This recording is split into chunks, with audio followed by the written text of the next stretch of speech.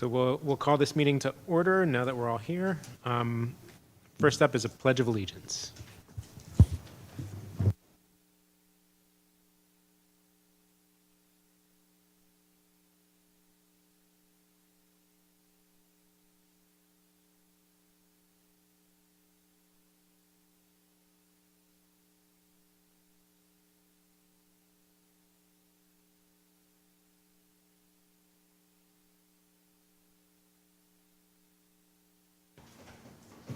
So roll call, please. Good evening, everyone. Commissioners Bundy, Here. Cassidy, Here. Daniels, Jackson, Present. Stuland, Present. Vance. Present. Thank you.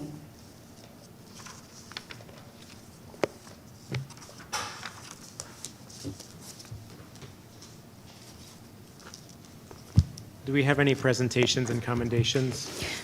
Through the chair, we have a presentation tonight from Mr. Marco Cardenas. He is the founder of Pathfinders for Hope. Mr. Cardenas, Come could on you down, Marco. come up here? Please.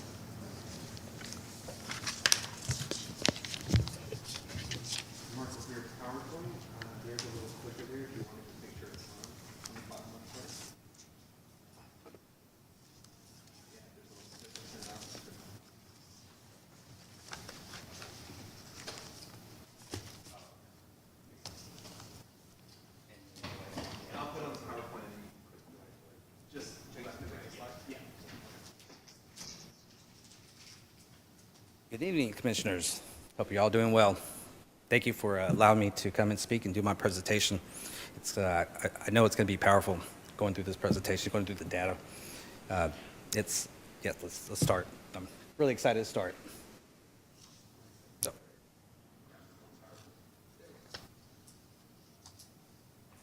All right. So I'm here to explain to you about the survey that I've conducted with 228 men. In real time of what's going on out there. Like I said before, the last presentation that I spoke with you guys, that they think they know what's going on, the city. They think they know what's going on. I don't think they really do, because these numbers doesn't match to what these nonprofits or the city is doing. It just doesn't match, and I'm trying to figure out what's going on. And so with this survey, we're going to go ahead and break it down. So yeah, it's the Vallejo's Unsheltered Crisis, and this is a system at breaking point. We're basing on direct surveys with 220 men in Vallejo. All right, analysis of age group. So let's look at the graph. So the age breakdown: working age men are trapped in homelessness for years.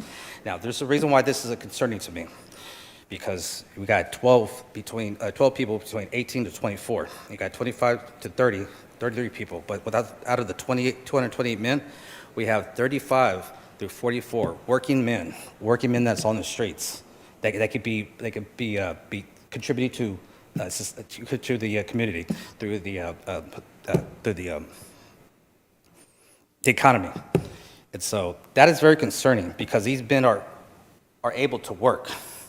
So what is going on? What's the problem? And then, of course, 45 through 54, 19 men, 55 through 61, 38. And 62 plus 22. We should not be having these numbers at all. Next, analysis of race response.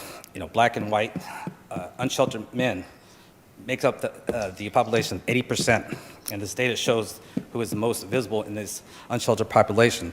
So what's dominating is white and black men. 46 people are Hispanic, and Asian Americans of 3. Now, the Hispanic representation is 24.4%. Asian Americans are 1.3%. Basically, they're almost invisible. And all these people combined, these Vallejo men are fathers, sons, and neighbors. Each number represents a family and not a statistic. So again, what is the problem? So number three question I had on my survey: do you want help to improve your life? Men are ready. Men are ready to get their lives improved, but they don't know how. They don't know how to get there. They don't know any of the resources. Barely anybody is going out there and trying to help them. And let's look at the graph. readiness for change, and these are the things I wanted to see. 113 men out of the 228 men said yes, they want to receive help, but no one's engaging them. It doesn't mean that they don't want the help, but the approach on agencies, just anybody that's going out there, are showing up, but they don't come back. That's another problem. Most men surveyed want help, but they're open to it, and people are ready for help, but the help isn't there. What's going on? Millions of dollars are coming in through the city. Grants are being released to the nonprofits. So everybody that's receiving this money, it doesn't look like anything's being done. The homeless population is getting worse. So what is going on? Where's the money going?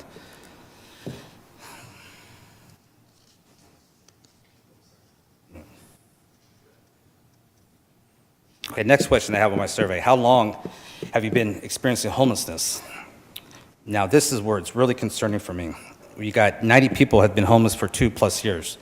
We've got 60 people that have been homeless for 1 and 2 years. Then we got 53 people that have been homeless between 6 months to 1 year. And this is where it's concerning. We've got 6 months or less, we have 25 people that are new to homelessness. I just touched a quarter of, maybe a little bit less, the quarter of the homeless population. Now, if this is in real time, this data. So if 25 men have been homeless for less than 6 months, imagine me getting most of the people, most of the unsheltered person, that data. I mean, that's 25. We'll say 228 times what? We'll say less than 1,000. That's 1, 2, 3, 4. That's 4. Times that, times 25 by 4. What is going on? I'm sorry, what is going on? It's getting worse by the numbers, by every day. We shouldn't be having these numbers. Where's all the money going? That's just, concerning, very concerning. So when homelessness lasts this long, something isn't working, obviously. Emergency responses costs grow the longer people remain homeless. So now they're taking up resources. They're being filled up by the hospitals. They're going to jail. All that's money through the county that's being wasted. Why not help these people? You know what I mean? That's most people experiencing Excuse me. homelessness in Vallejo remain unhappy. Mr. Marco, quick question. By the way, I've gone through your presentation. I have the original copy. Can we ask questions as you talk? Yeah, sure. Would you prefer that we hold our questions to the end? Okay, yeah, because I guess I'm on a time frame. You want to do that? Okay. Yeah. Then I'm going to... Oh, unless you guys give me more time. I may ask the chair to authorize an extension for a few minutes for questions. So why don't I let you finish, and then I'll hold my questions to the end. Okay, thank you. All right, next question that was on my survey. Would you like any support?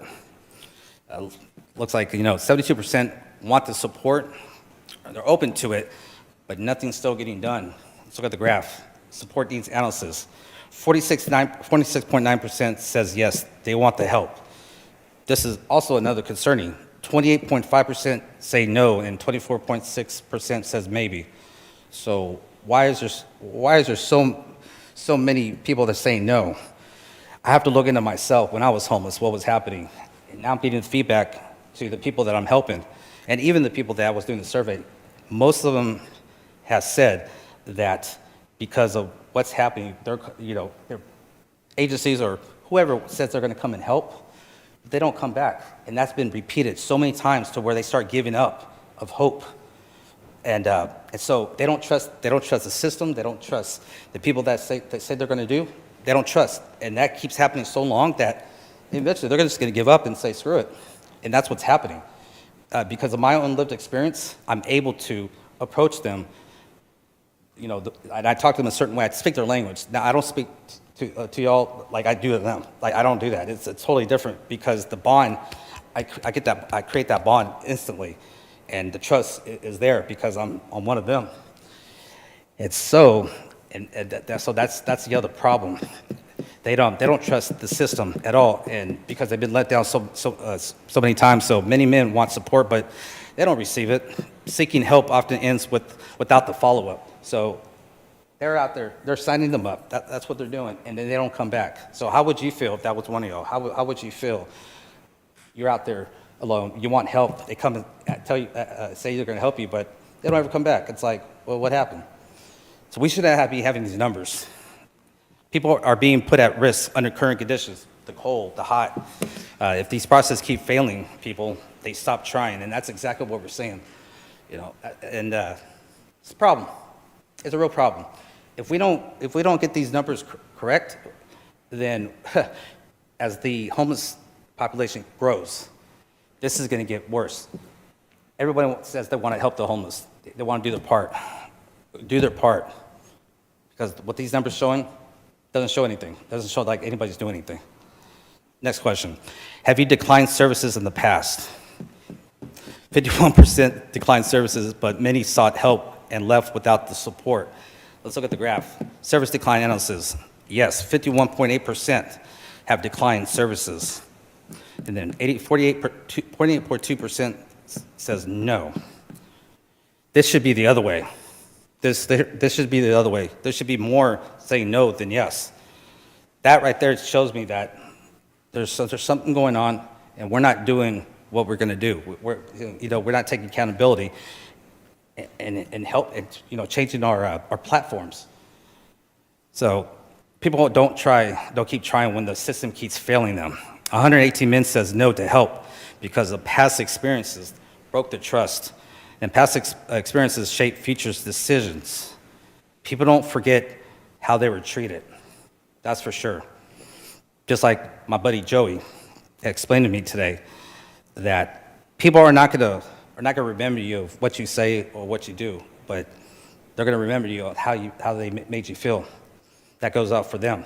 You go out there and treat somebody a certain way, of course, they're not going to trust you. Why would they?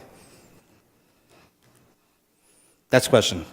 Have you tried seeking help from agencies in Solano County but did not receive it? What does 72% look like? Well, many men sought help and left without support. Let's look at the graph. Men who tried seeking help but didn't receive it. 62.9 or 66.9% has said yes. 23.4% says no, and 9.7% says maybe. Again, we should not be having these numbers. 66.9% says they haven't received any services. I don't know, but these numbers are not lying. These numbers are telling what's going on. They tell a story. This trust that we're losing from the unsheltered, it's going to be really hard trying to help them, trying to receive that help, wanting to help, trying to trust them. It's going to be really hard. We need people that have lived experience to go out there and talk to them, because a lot of these people that come up, they said they want to help, they don't know how to approach them. It's all about the approach. If you just straight up and just ask them, hey, you want any help? That's not going to work. That's not. You need to get to know them. You need to build that bond for them to feel comfortable.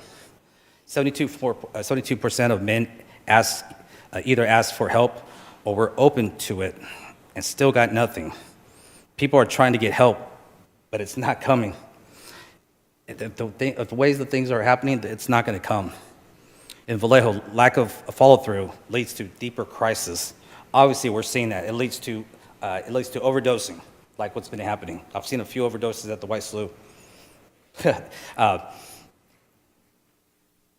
I'm sorry. I'm passionate about this, So I'm trying to keep my emotions the way it is, but we should not be having these numbers. After a while, people give up, and we're obviously seeing that. You would think that the navigation center would be filled up. That's not the case. I kind of question that too. Again, the purpose of this whole survey is to show you guys what's happening out there and what's not being received. Next question on the list. What are the main barriers you face in assessing services? What does failure look like? 60% broken trust. When men stop asking for help, the system has already failed them. Agency interaction rating. 60% is negative. It's negative interaction. 58% of transportation. Okay, I realize that. Honestly, I think we should keep or set up bus fares free, if not low cost for them, because they're not be able to go into an office to go get help. Most of these agencies, you have to go to them. 39%, they don't receive the information. They don't know this type of information. So that right there tells me nobody's going out there and giving them flyers or talking about it. They don't know any of the resources. How are they supposed to get help if they don't know any of these resources? I get calls every day through my agency, and I always ask them a question. Has anybody out there, asked for help? Have they helped you? No. Do you know any of these information? Do you know any of these resources? No. So when I tell them my resource, what I do, they're just all amazed. There's not a program that with Pathfinders Hope and Stronger Roots Housing, which I have collaborated with them, I work with them. They're the ones with the housing. No one's doing what we're doing. I've looked all over the county and even the state. Haven't found one organization that is doing what we're doing. And so next we have 38% is eligibility, and I know what this number means, because with Stronger Roots Housing, there are eligibility, and a lot of these eligibility from other agencies, they're asking a lot. That's a problem, because a lot of these people are not eligible to get into the resources. That needs to change. It's not helping anybody out there. It's not. One of the resources is not to have, or one of the negative things about the eligibility is that they have pets. There's only there's only two places that I know that you're allowed to have a pet: the Navigation Center and the Broadway Project. We don't, and I wish we did. That's a lot, and just by what the owner from Stronger Roots Housing said, that's a liability. People might get bit, and I just wish agencies would just open up their heart to let them in. A lot of them have dogs, and that's a problem too. So, and then the language barrier, and the reason why it's so low, because you have people that don't really know English, and I know a small part where they're at, and we also need to have translators. I believe that some of these agencies need to have Spanish-speaking representatives to go out there and to talk to them. Lack of transportation prevents people from accessing services. People can't enter services if they don't understand. People can need help and still not qualify, and one bad experience can end future attempts. And we are seeing that. When I ask these questions that I've explained to you, they don't trust the system. They don't trust anybody. I'm lucky that they trust me.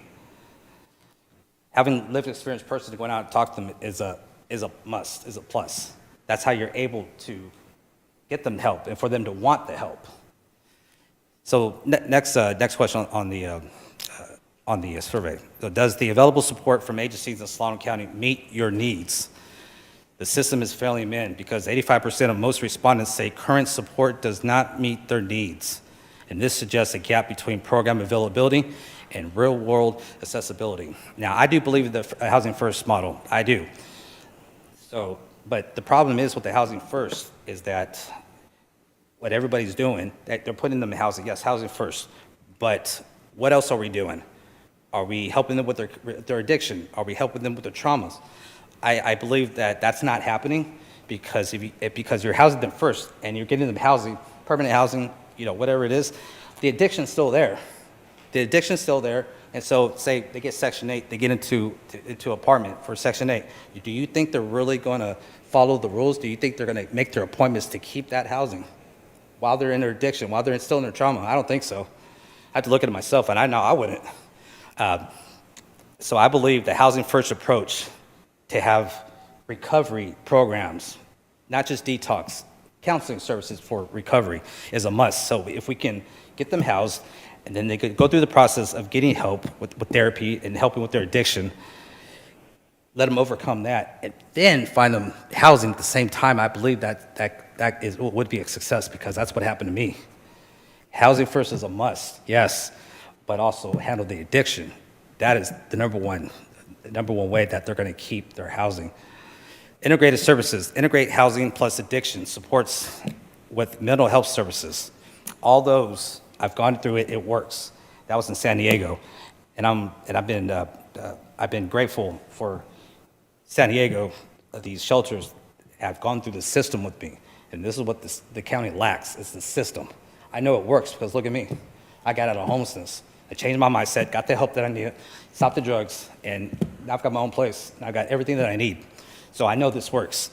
Now, transportation access. Without free or low-cost transportation, people can't reach services, just like I said before.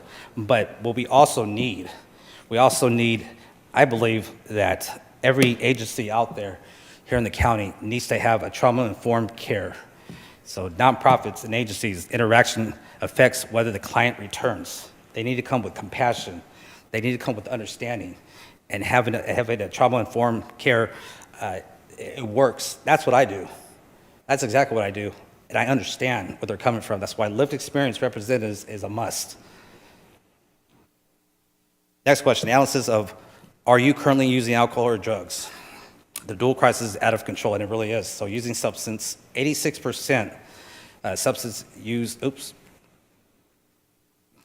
substance use is widespread among unhoused men. Now, current substance use among surveyed men. So alcohol and drugs both make up 22.9%. Drugs only make up 22.9%. Alcohol only 31.9%, and people that don't use 22.2%. I would like to see these numbers being reversed, where no use would be 60, 70%. Of course, you're going to find others that are doing both alcohol, drugs, and that creates a problem because 86 of men surveyed report using substances, and it's hard to focus on recovery when you don't know where you're going to sleep.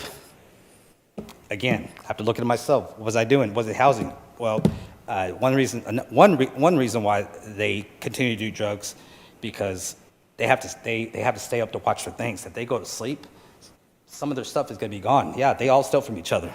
That's another reason why they stay on drugs, because I got to be up. They'll stay up for so many days and then fall out. And it's when outreach fails repeatedly, people stop trying. Housing supports and recovery stability is a must. Housing first, work on the recovery. While they have housing, if you have housing, they can work on the recovery because they're relaxed. They'll have somewhere that they have a roof over their head. They don't have to worry about being out there. Next question was, if stable housing was available, would you be willing to stop using alcohol or drugs? Housing first is a game changer because housing first equals 60% ready to quit substance use. Willingness to stop substance use if housing is provided. 99 out of the 220 men said yes, they will stop using drugs and alcohol if they had housing, if we can find them housing. That's the numbers I want to see. I would love to see them higher. 73 people have said no. So we got to wonder, well, why do they not want help? It's trauma. Severe trauma has led to their downfall of being homeless. They don't trust the system. They lost hope in humanity. And they've lost themselves. These numbers show on exactly how they feel about themselves and how they view the world. And 54 said maybe. And I like those numbers. At least 54, that's good. That's good. So they're maybe considering getting help. Why are they considering? Well, housing first, again. Working on the recovery. While they're housed, and they're more likely to stop. They're more likely to pursue, for them getting well. Next question, how would you rate your interactions with local agencies? And trust is a dead credibility collapse because 76% negative experiences, trust is dead. Let's look at the numbers here. Agencies interaction rating among surveys men, 132 people said unsatisfactory. Now, like I said, these numbers are in real time, and if that's not concerning to anybody, then somebody needs to wake up. That data tells a story. That just shows you what's really going on with anybody that goes out there and wants to help them. We got 42 people who said very unsatisfactory. Anyways, 17 people are neutral about it. Only 7 people were satisfied of what they received. So yeah, they may be satisfied, but are they housed? They're only satisfied because people drop off clothes, food, like Vallejo Together. Vallejo Together goes out there and feeds them. That's great. That's great for all. But what about their housing? because eligibility is ruining it. Transportation, they can't get to the resources not the eligibility, knowing the information. They're not getting the information. So if they're not getting information, again, it tells a story. No one's showing up and telling them. So a majority of interactions were rated poorly. Vallejo's agencies are just failing. They're destroying hope. And why did I put that on there? There's two men right now that I'm helping, Melvin and Peter, and they are behind the Chevrolet dealership. That's where Melvin's at, and Peter, he lives where the fence line of Home Depot in that the water drain. That's where he lives, and so I went up there and talked to them, I got the bond, made the bond, and then I told them about the services that I offer, that me and Stronger Roots are offering. And you know what Peter said? First, he didn't believe it, but then the last thing he says is like, "Are you being serious, man?" I go, "Yeah." I said, "Just watch me." He goes, with a big smile, he's like, "Wow, that's the greatest news that I've ever heard. Like, we have hope." Now I'm about to get emotional. Like, when he told me that, I said, "Whoa." I left there. I got emotional. I started crying. No one's ever told me that. We have hope. That's good. That's great, because I knew how to talk to them. I speak their language. They trust me. And I told them how I got out of homelessness. It's pretty awesome that they're willing to want to help. Again, lived experience representative is a must. People do better when care feels supportive. As you can see, the way I have treated them, the way I have approached them, the way I've talked to them, they believe, they have hope. And right now we got the authorization for them from partnership. We're just waiting for the authorization to approve, and then we get them in. That quick. It's easy. If it's so easy for me, what's going on with everyone else? Kind of questions, right? Kind of questions it does to me. So what are we going to do about these findings? Because highlighted opportunities for alignment, and again, housing first approach. Housing is the foundation for recovery. Again, house them, work on the recovery. They want to stop, but they need housing. You get housing for them, you work on the recovery, they're willing to stay because they have a roof over their head. They have hope.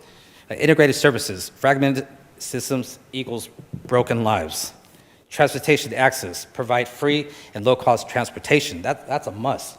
If you really want them, if you really want the help for them, make this a policy for the bus station, because if they can get provided for free or even low-cost transportation, then I believe they're willing to get on the bus to go where they need to go to get help.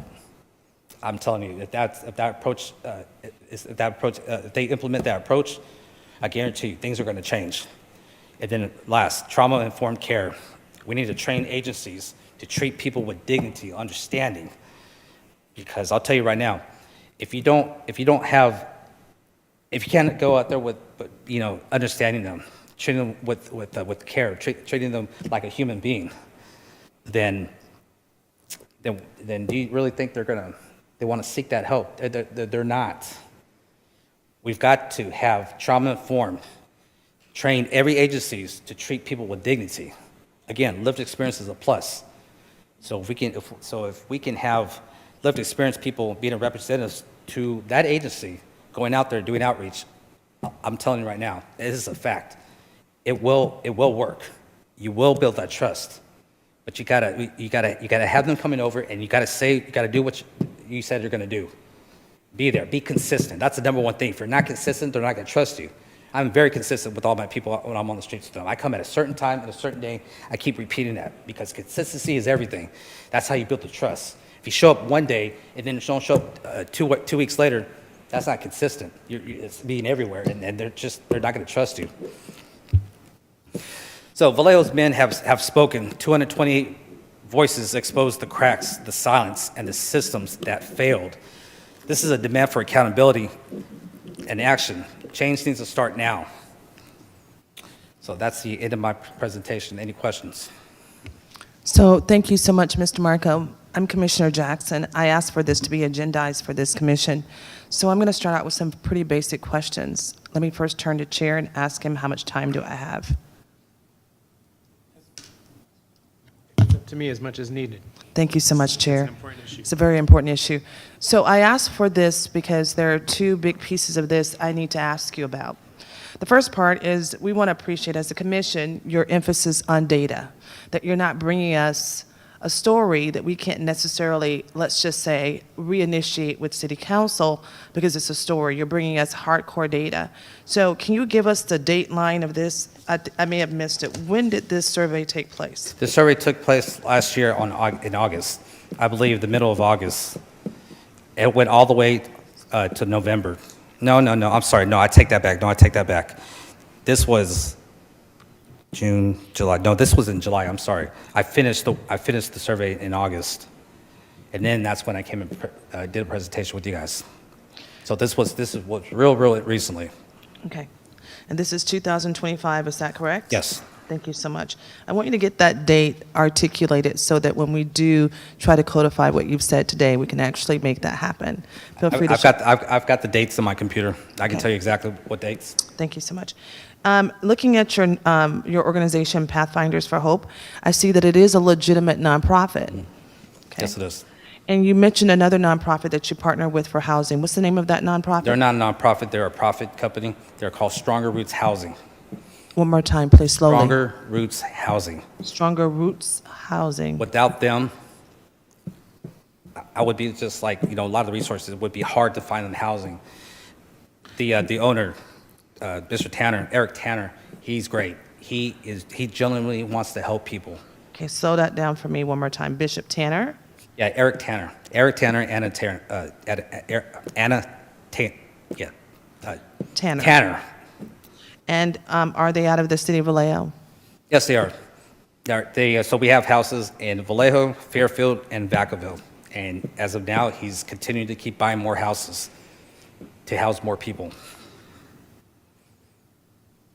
Because you mentioned the issue with men, this commission is extremely interested in that. We want to better understand the population that you're talking about. Is there a chance that in the future you may provide this commission with a map so that we can have some idea what locations these numbers came from? Yes, I can give you the map. I wish, but most of those locations, they're not there. They get swept. It's okay. It's And okay. this is the problem. Yes. Just to codify your report. Yes. All right. Thank you so much. Yes, I can give you a map on that. Two more questions, and then I'll turn it over to my other members of the commissioners. My next question has to do with your collection process. So for this particular survey, was it just you asking the questions, or is there a formal piece of paper that you had from the individual answering the questions? Yeah, it's a platform that I use to answer the questions. Okay. So the way I approach them, I tell them about the survey, but as I'm talking to the survey, I'm opening it up. I want them to speak about the issues, about what's the problem of you answering these questions, and I let them speak. And this is how I'm getting I'm getting the data. This is how I'm, expressing to y'all. It's by what they said. I wasn't just going through the questions and that's it, and then I leave. I was understanding on why they answered the way they did. Okay, thank you. My last question has to do more with a statement more than a question, but there's a question in there somewhere, which is watching other cities initiate this conversation with organizations. One of the things I think that is most strong commissioners is they come up with a plan of action, right? Mm-hmm. So I'm going to have an ask of this commission after we're done, but I want to share something with you. Many of the things you've raised for the city of Vallejo have been addressed in the past, such as transportation.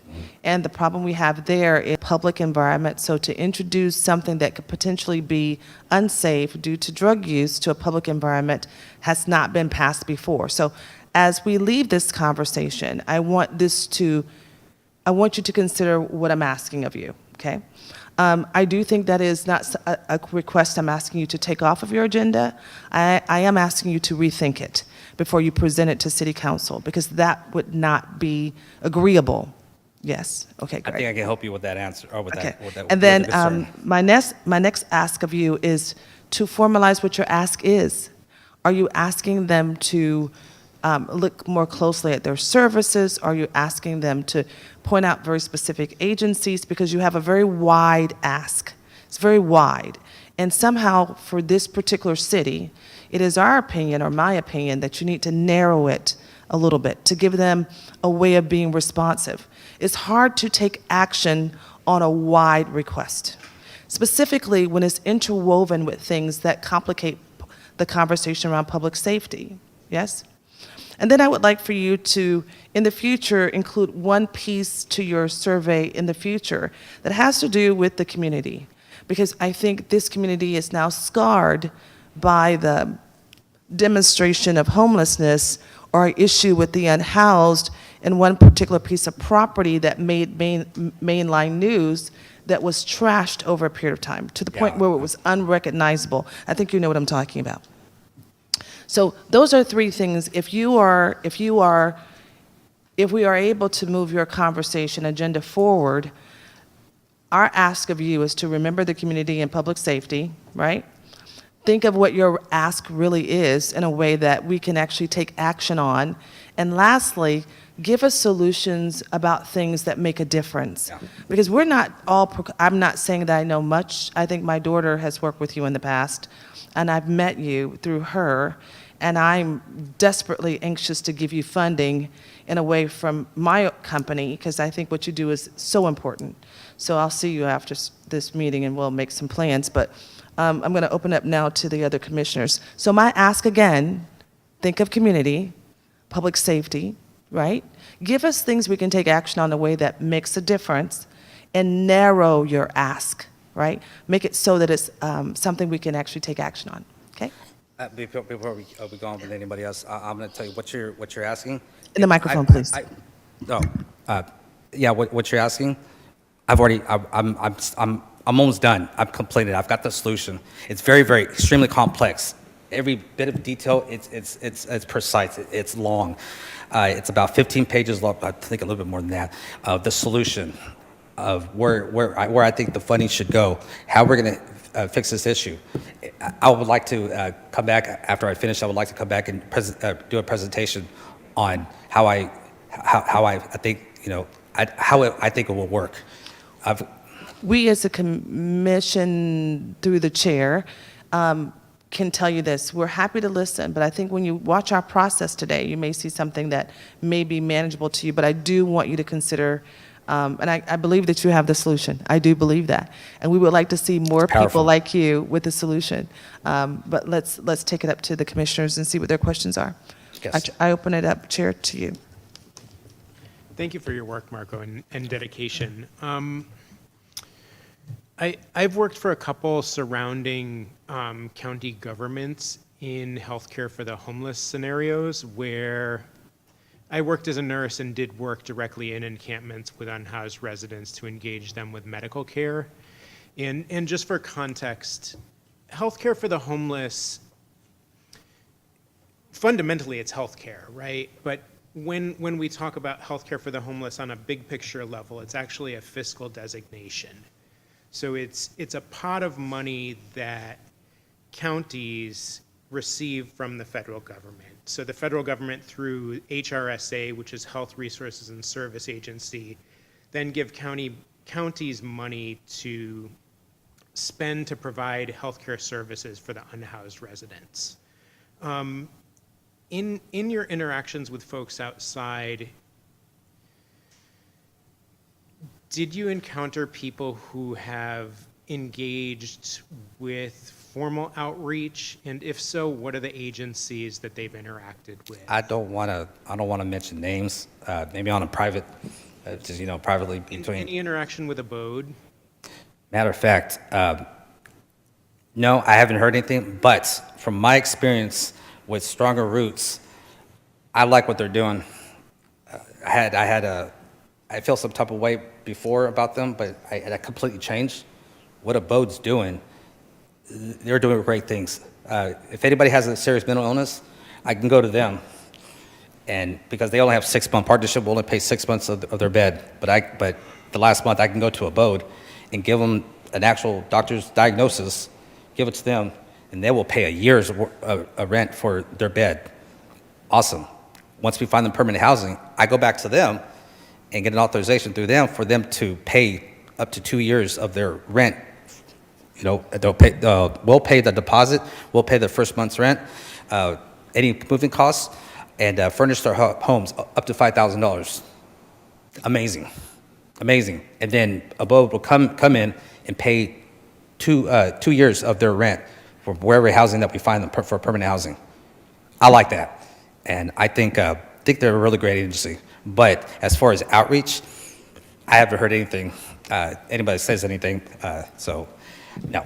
And then in your presentation, you also touched on something called sort of like a continuum of care, right? In Vallejo, we do really lack a cascade or a step up, like a programmatic way that somebody that is unhoused is going to engage with the system and move themselves out of homelessness. Where was I going with that one? I guess, so with Stronger Roots Housing, it looks like it's a sober living environment. Yes. SLE, for-profit SLE. Do you know what the per-bed cost is? I do not. I know they built partnership. That's all I know. I could find that out. Okay, Eric, so then- Eric Tanner. So our contract, and I like our contract, is I go in there, I'm doing housing navigation, and I'm doing ECM with them.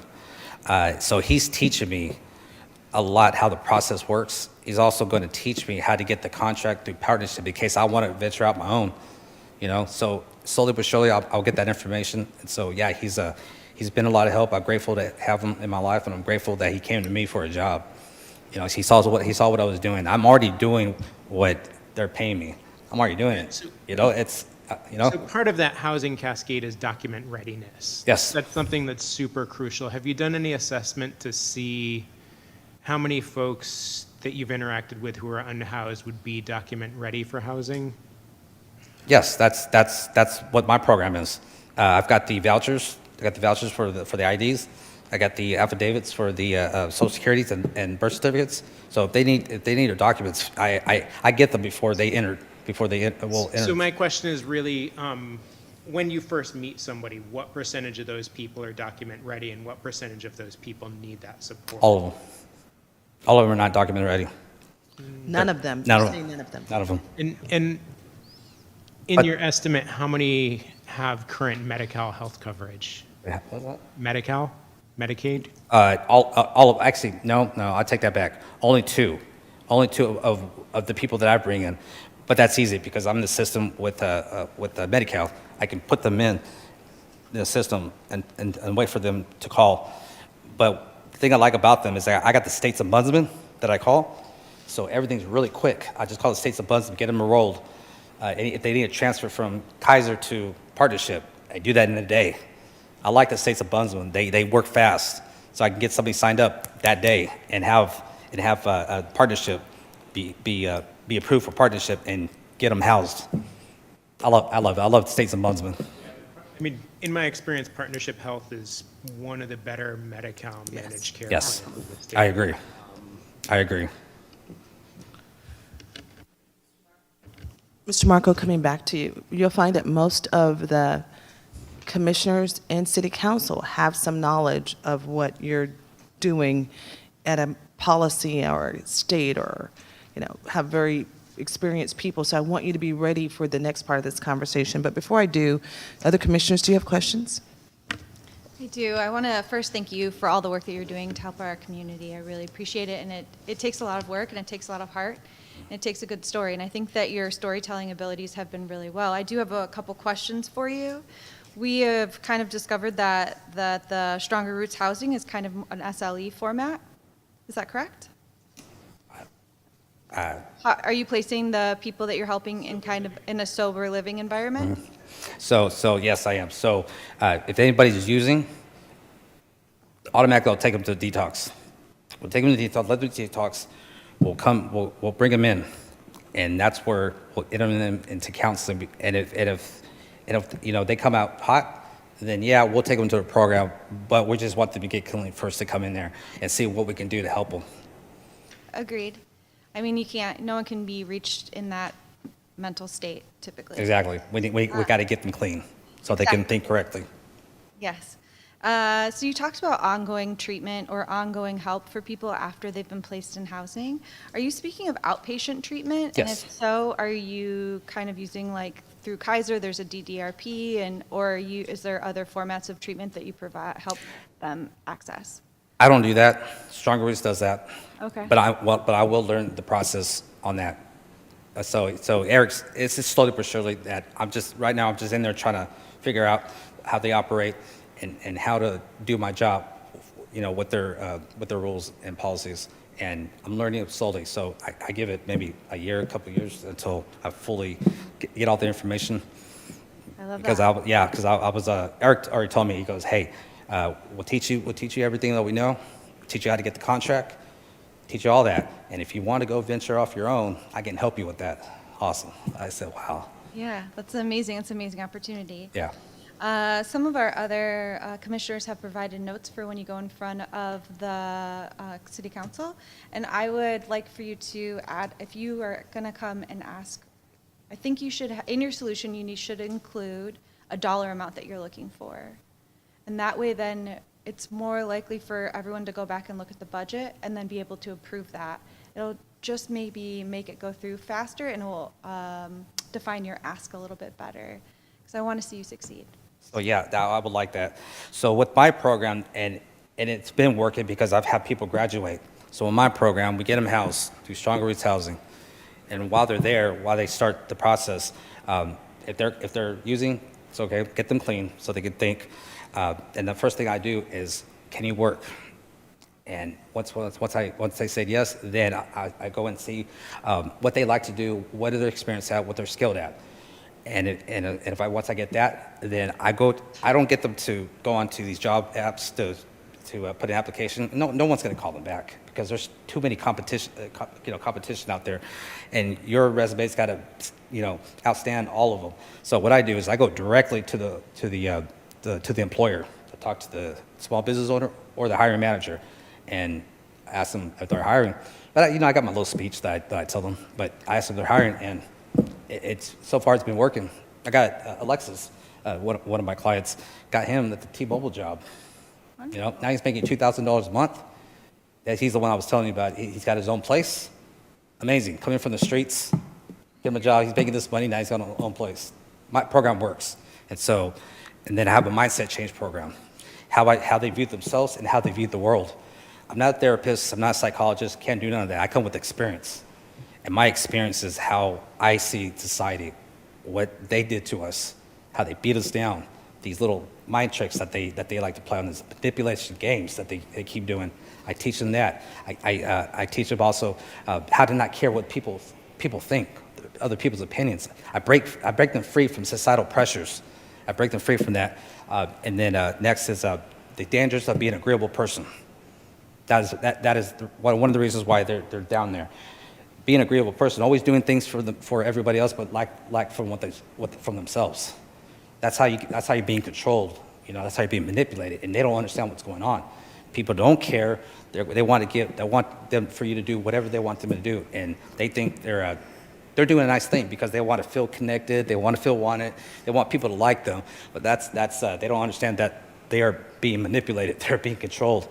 And that's the second module. The third module is you're powerful. You didn't even know it. So what I do is I bring the good that's in them. I bring it out that they suppressed for so long with whatever addiction was, and I bring them out to show them that they're good, that they've been good the whole time. And that's a long module. I bring them back to show them who they are. Very powerful. It shows an example with Alexis. He completely changed. He doesn't even know who he is, and I'm just like, wow, that worked. And why do I know all this information? Because I didn't realize I created the program when I was homeless. Everything that I've done, this whole module, I did on myself. I created it. And how did I do that? There's 2 doctors that I was listening to on YouTube. I didn't go pay for a psychologist. I didn't do none of that. I listened to 2 doctors on YouTube, Dr. Jordan Peterson and Dr. Gabriel Monte. Them 2 guys have saved my life. I got information from both of them. I put them together, which created the foundation of the Stability Navigation Program, which is my program. They're the ones that helped me get out of homelessness. I just did the work. So if it worked for me, it could work for anybody else. And I already see that. We already see that it's actually working, and it's amazing. So get them housed, help them change their mindsets, so they can keep the housing, get them off drugs, and then bring them back to show them who they are. Completely works. It worked for me. This person that I am right now, I don't know who this is, but I love it, and I'm continuing. And this is the real me. I've been suppressing with drugs so long, I didn't know who I was until I did this program on myself. I love who I am. I didn't realize how I could do all things, and I'm going to only do all things through Christ. That's who's been helping me, and that's who's been building me up. That's a good one. So I'm going to bring it back to the commissioners. Are there any other questions before I ask the chair for a motion? Through the chair. First of all, okay, thank you for all your hard work, and I feel the compassion that you have, and you're right, you can do all things through Christ. I just have one question. Did you, during this survey or any of your success rates, did you keep data for the time frame? Like the time frame from the beginning of the person? 6 months. Really? 6-month program, yes. I know, it's very little. I know, 6 months. Well- So with the Mindset Change program, I see them 2 times out of the week for about a month, a week and a month and 2 weeks Okay. through the whole program. And then it doesn't stop there. I remind them after they complete the program. I remind them, hey, you're this. Hey, congratulations, great job. You completed this mission. I uplift them. And I give them goals. Oh yeah. And there's continuous follows. Oh yeah. Oh yeah. Oh yeah. To this day, yes. Thank you. They credit the program, and I'm just not gonna leave it there. Oh no, I'm keeping up with them, seeing what they're doing, and I'm still helping them, although they're not in the program. That's what it is, consistency. Right. A mentor. Well, Mr. Thank you. Marco, I'm hoping that you can be one of our wins for the city. So here's my ask of you, before I ask the chair through the chair, sorry.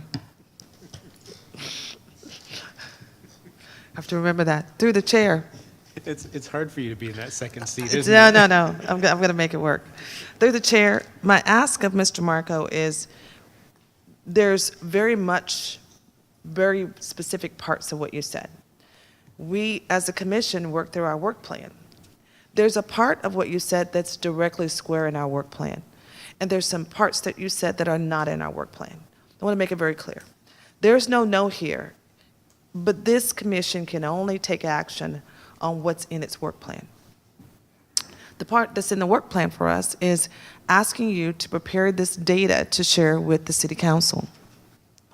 I don't know if I can give you an ask specifically for a dollar value, because vetting your nonprofit to do something based on a survey may take much longer process than this commission can ask of city council. But we can ask them to listen. And then we can keep sending you back, quite frankly. Oh, yeah. It's one of those things you do now, which is if at first you don't succeed, try again. Oh, that's not succeeding. Not in my vocabulary. So something that just came to my head, Marco, you've done a ton of work to really work on a problem definition. I see no highlights of success, Gotcha. right? We all know that we have an unhoused crisis, right? Like, that's not new information to anybody here or anybody who lives in Vallejo or anybody who lives in the Bay Area or anybody who lives in the United States at this stage of the game, right? What I would like to see is what the successes are and how they've been achieved, So yeah. So right? And another thing that I'll say, some of what I assume your scope to be is probably at the county level, and it's a little bit higher than a municipal level, if that makes sense. yeah. Sure. So the success, my success, it's all documented. I can get these documentations and give it to whoever I need to give it to. It shows in my success of this is working, and it is working. Okay. For once in my life, I'm doing something that's working, but No. is it me that's doing it? No, it's God that's doing it through me, and I give him all the praise and glory. So, Mr. Marco, let's get your complicated motion out the door. Right? Let's see if we can do this. So, through the chair, commissioners, I'm asking you for a two-step process. We do not have a spokesperson that we vetted to speak to City Council about housing from this commission, and if so, there's not been someone in the past 12 months. Our last representative was a commissioner who sat on this commission and helped to inform our decisions, which was Commissioner Carrizales. He's no longer with us, but he is in the audience. I do want to make a recommendation for you to speak to City Council about the data only, and that you come back to us so that we can have some idea of how City Council responds to that. So why am I saying that? I'm saying, commissioners, if we give him too big of a ask, he will automatically be identified as a person with a voice, but not necessarily an initiative to take action on. I am. I know you are. We're going to get there. I'm going to ask that you come back after your first presentation to City Council and give us, by that time, we'll have some feedback as well. And we will help you put together an ask for the city. So it's a two-step process, not a one-step process. Is my recommendation. Chair Bundy, any feedback? No feedback. Okay. So I make a motion on the floor that this commission sends a request to City Council to hear the data-only parts of Mr. Marco. If he has any questions, please see us after this meeting. The data only, which is the data report only, that you hold your full presentation until we get feedback from City Council, which would be an ask of them. And our City Council representative is in the room, so she hears this herself. Ask of them and feedback from them, and then we'll send a second request to City Council after he comes back to us to formalize his ask so that it is lined up with what he's trying to do. That is my motion in a very complicated way. Okay, I'm going to try it again. I'll second that motion. So my ask is that Mr. Marco is allowed to go to City Council with his data only. I think the bigger conversation about his success, his plan, his ask, is almost too much for them to conceive in the way that this is presented at the moment. We will take any feedback we get from City Council through our representative. We'll ask you to come back, agendize you again, formalize your actual full presentation with feedback, right? You'll go back to City Council. We'll make a recommendation at that time for your larger ask. And my larger ask of you is that it's not just money. I think there's more they can do for you. We can do for you as a city, but for now, I would like for you to share this data with them. I don't think they have real-time codified data at your level, at their access. So that is my ask of this commission. Through the chair, can I say something? So for Mr. Cardenas to be able to present to the council, I believe Mr. Cardenas would go before the council, and it would be it's a separate process for the council to put it on their agenda. It would be a two-step process for them. Like, we, as a commission, couldn't tell the council to put it on the agenda. Mr. Cardenas would have to go before them, and then they would have to vote on it through that two-step process. Sure. Commissioner Ledeju, you're in the room. Help me understand. Sorry, I'm sorry. Council member, Councilwoman Ledeju, you're in the room. Please help me understand.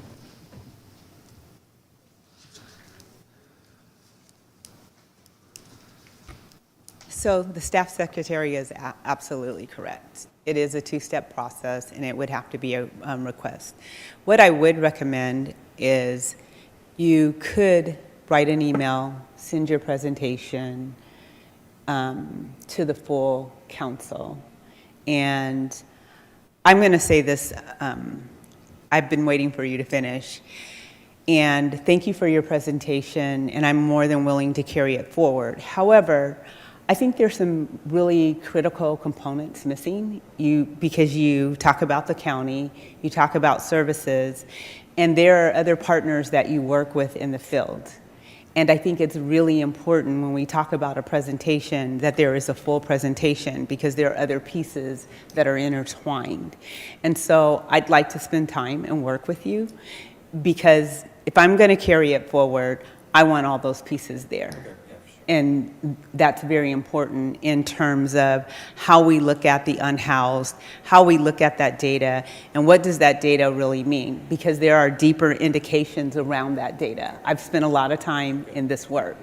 And so I do appreciate the work that you have done, yet if I look at it holistically, what are the missing pieces? There are other legs on this stool that I think need to be integrated and having a conversation.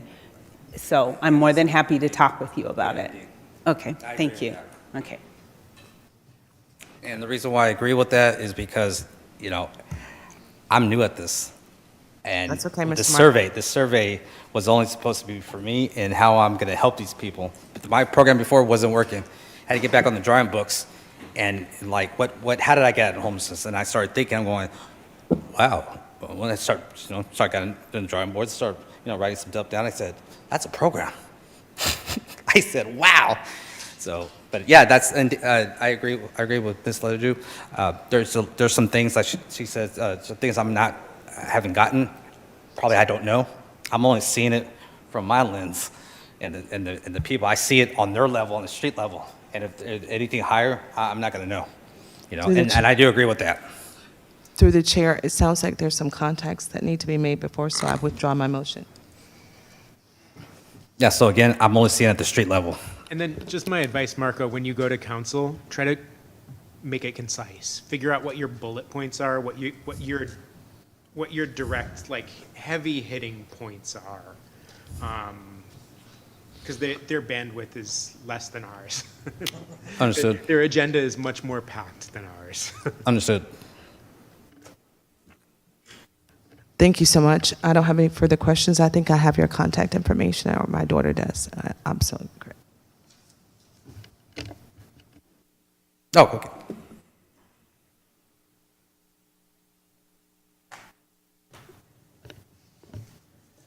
So moving on with our agenda, any report from the city council liaison? You're up next. Thank you, Councilmember Ledoux. Oh, no. Thank you all. Give me one quick second. So I just would like to thank the chair and to the vice chair and to the entire commission. And I did receive your email, Chair, regarding Community Housing and Development Corporation. I did have a conversation with the city manager today regarding the request. And so I do commit to you, in March, you will have a discussion, a presentation regarding Community Housing and Development Corporation. And going forward, it will be timely. I will be meeting with the city manager, the city attorney, and ACM Hain on this prior to our March meeting as well. And so we are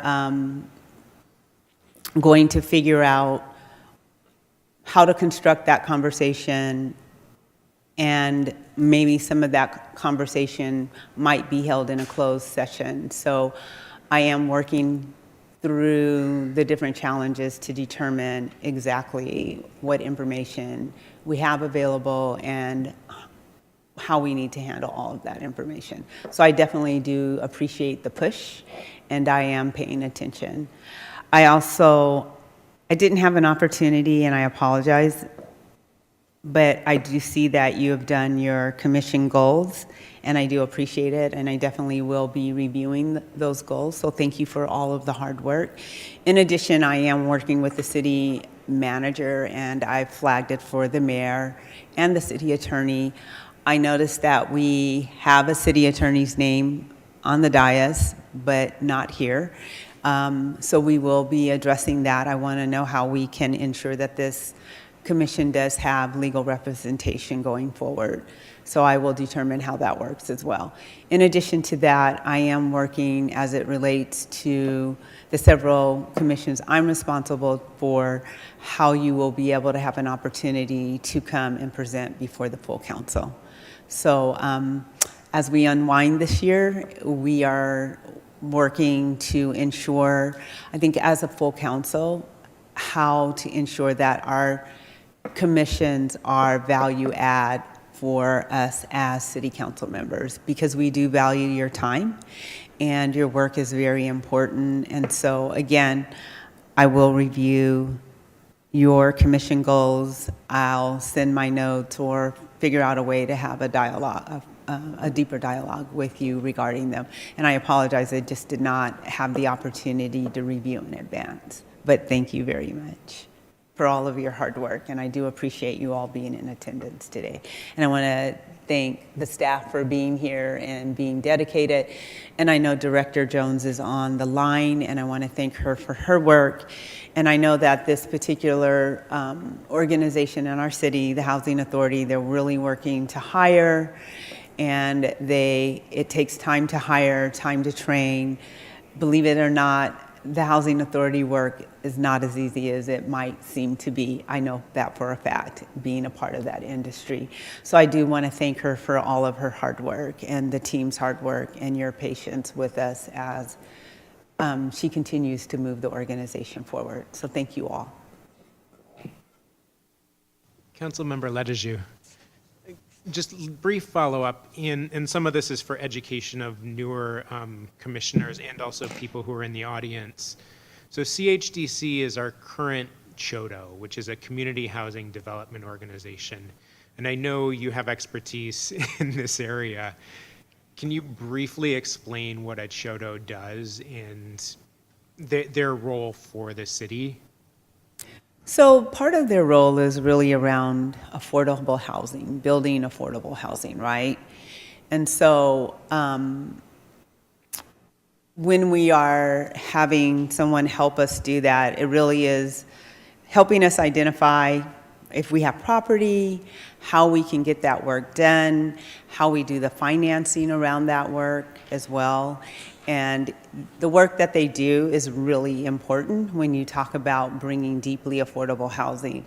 And it's really important because from a housing authority perspective, when you're working with really essentially a nonprofit organization who has the development background, you're potentially project by project setting aside precious dollars, resources as it relates to project-based vouchers to underwrite the debt on however many units are going to be built. And it really is important that these organizations are skilled and able to have the competencies to do the work that's needed in engaging other developers and partners in this work. Because the reality is developing affordable housing, it's really complicated math. It takes a lot of resources, and those resources come from different places in order to make sure the projects pencil out. And what really helps those projects pencil out is the ability, when possible, for your housing authority to be able to designate a certain amount of project-based vouchers, which then provides the sustainability for long-term, deeply affordable housing, right? And we know we need deeply affordable housing. And so we need all types of housing, a ladder of housing, right, that works for every economic status within our community. And so this particular organization really does hold a significant role in helping us do that work. That's why they are part of the process. And if you're not functioning, you're not moving at an appropriate speed, it really does hold up the process. And it takes time to develop. It takes time to really develop the framework for the financing. And for example, you have LIHTC dollars, and those dollars are tax credits that help also move the penciling of this projects that are deeply affordable. And so there are many ways to add layers to creating that work. And you really want to work with partners who understand how to do that work. And generally, it's in your nonprofit realm, individuals who are organizations who are doing what we call affordable housing, deeply affordable housing. So.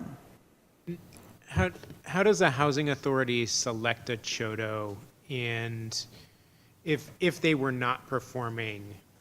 How do they select? Well, we have an RFP, right? We have a process for request for proposal.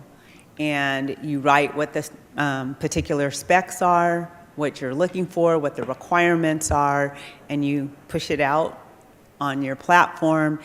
In the case of a housing authority, there's a specific federal platform that we must use in order to advertise any or procure any services. And so that's pushed out. Our organizations respond. All of that is scored. And once it's scored, then through the appropriate criteria and the scoring panel and so forth and on, then a contract is awarded. I will say this, as I don't know what that contract looked like, but what I will say is oftentimes I believe what we're missing in government when we are doing contracts is ensuring that contracts are developed with performance metrics, so that you are ensuring that you're getting the outcomes. When you contract your services out, you want to ask yourself, who's going to monitor the contract? What are the performance metrics that the contract is requiring of the contractor? And how are you measuring those metrics on a month-to-month basis? That's extremely important. And I bring that with me from my compliance background, being an auditor. And oftentimes in government, we set criteria, we set programs, we do RFPs, and we have to ask ourselves, how are we monitoring that work? And what are we monitoring it against? So, if you think about as you are working with the housing authority and we're talking about contractual work, one of the questions that we can always ask is, in the contract, do we have performance metrics? In the contract, who's going to monitor those performance metrics? In the contract, what does the scorecard look like? And how is that scorecard on a monthly basis presented to you as a commission, right? So those are very important questions, and those are very important processes in order to hold ourselves accountable for the public dollars that we spend. It's very simple. But again, it's very structural, and it's learning how to embed those processes within the framework of your contract so that your contractors know this is what we're holding you accountable to. You can expect a monthly scorecard. This is what it's going to look like. And this is the data that we will be collecting on a monthly basis. And we will review this data with you on a monthly basis in the following month before we release it to say how we believe you're performing and give you an opportunity to respond to the discrepancies, so forth and on. So there are ways to hold our contractors accountable for their work. Thank you, that's super helpful. You're welcome.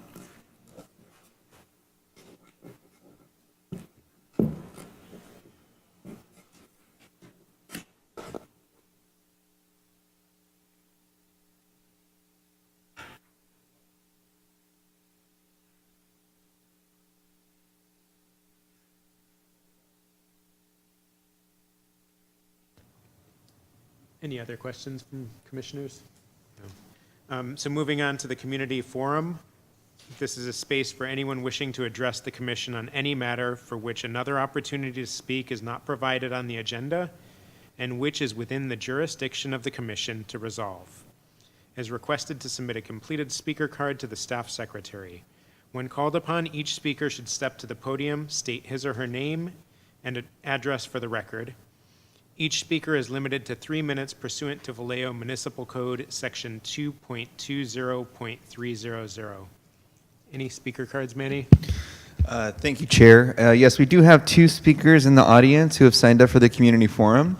Those speakers are as follows: Jennifer Wilson, followed by Jose Carizales. Please come to the podium.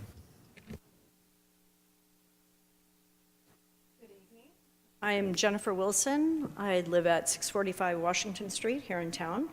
Been a resident for 38 years now, a local mortgage broker for 25. And that was a perfect segue, what you were talking about. What I came tonight to ask for help with is the dire need for Vallejo to once again have its own local CHODO. I was a very active participant in the programs that were put on, the programs and services by Vallejo Neighborhood Housing Services that, if you don't know, was our CHODO here in Vallejo for 31 years. And it was a very crucial part of the city's ability to address housing needs across the entire economic spectrum. And due to mismanagement and a lack of oversight, unfortunately, it closed down in 2011, at which time Melinda Nesselrode, who was in charge of the Housing Authority, contracted with CDHC. And the idea was that they were going to take over administration of programs such as the Down Payment Assistance Program, the Section 8 Self-Sufficiency Program that helps people use Section 8 and a savings program as a ladder to home ownership. They were supposed to provide the counseling services that VNHS provided, be it homeowner education services, but also financial counseling for people who maybe were at risk of losing their rental housing or at risk of going into foreclosure. My experience, having gone from working with VNHS for well over a decade at that point, is one that is a tale of woe. For the city of Vallejo. CDHC has been non-responsive. They have not met any performance metrics, which maybe they were not clearly outlined. And I really appreciate what you were saying about the city's ability to go back and look at putting requirements for succeeding into that contract, because they have not been there. There is, to my knowledge, a large portion of the NSP funds that the city of Vallejo received through the grant written by VNHS back in 2009 still in the city's coffers, because CHDC hasn't had the ability to do anything with it. This has been since 2011. The NSP funds were received in 2009 and 10. Could have been 8 and 9, or 9 and 10. Nonetheless, what have we been doing for the last 15 years? We don't have a CHODO that's been functional. And as a result, all of these programs that were so important to the community, things that galvanized volunteers so they would go out and they would help elderly and low-income people who needed yard services to address blight, who had peeling paint. It'd be a day where everybody went out with their brushes and their rollers. They helped people in the community. It was a way to help people understand, okay, this is where I am economically. How do I get to where I want to be in my future? If I'm in trouble, where do I go where I can find out resources that prevent me from being in a situation where now I'm unhoused and there's a cascade of consequences for that? This is something that we really need to have in our community again, where there's active local participation and oversight, and where there are people involved who are invested in the outcomes. Time. I have sent clients, can I have just a little bit more, please? Of the chair. I have sent clients to CHDC over and over again because I know the money's there for these programs. I've mystery shopped them, and I've been doing it for 15 years, and it's never a positive outcome. I've had one client in 15 years who succeeded in using the down payment assistance funds, and the approach was that I told Alex, you, me, and my loan processor will call 2 to 3 times a day, every single day, until we get somebody to return a phone call. It took us a week just to get a phone call returned. That's why the money's still there. It's not a lack of need. It's not a lack of people who qualify. It's a lack of accountability and a lack of having a CHODO that is fit to use our city's funding to serve our community. So what I would ask of the commission is that I would like to find people in the community who are also interested in creating a resource for our community so we could have that CHODO again. And any help that you can provide in identifying who has the knowledge base, who has the will to do the hard work, I think we have the right assets here to make that something that's a resource for us once again. Thank you. Thank you, Ms. Wilson. And that NSP thing is one of those, it's a thorn in my side. That's something that really, really Me too. hurts me as a Vallejo resident. Right. Because when it first came on my radar, I was really alarmed to learn that some of those funds were used to loan money to CHDC to purchase 3 parcels on Sonoma. There are 3 parcels of land just north of Lemon Street. And they've been in CHDC's possession since at least 2014. Right. Right? That's over 12 years that this property has been in their possession that is intended for affordable housing. And we live in a city and a region with an affordable housing crisis, Right. and thank you. No progress, no We plan, need no to push options it- explored. We need to Right. start to push it forward and to Right. start to. We deserve better. Thank you. And that neighborhood deserves better, right? When CHDC last came here, one of the things I said is I really feel like they held that neighborhood hostage. And if I look at the intersection of Sonoma and Lemon, it's currently one of the most deadly intersections in the city. There's there's 4 pedestrian fatalities a year.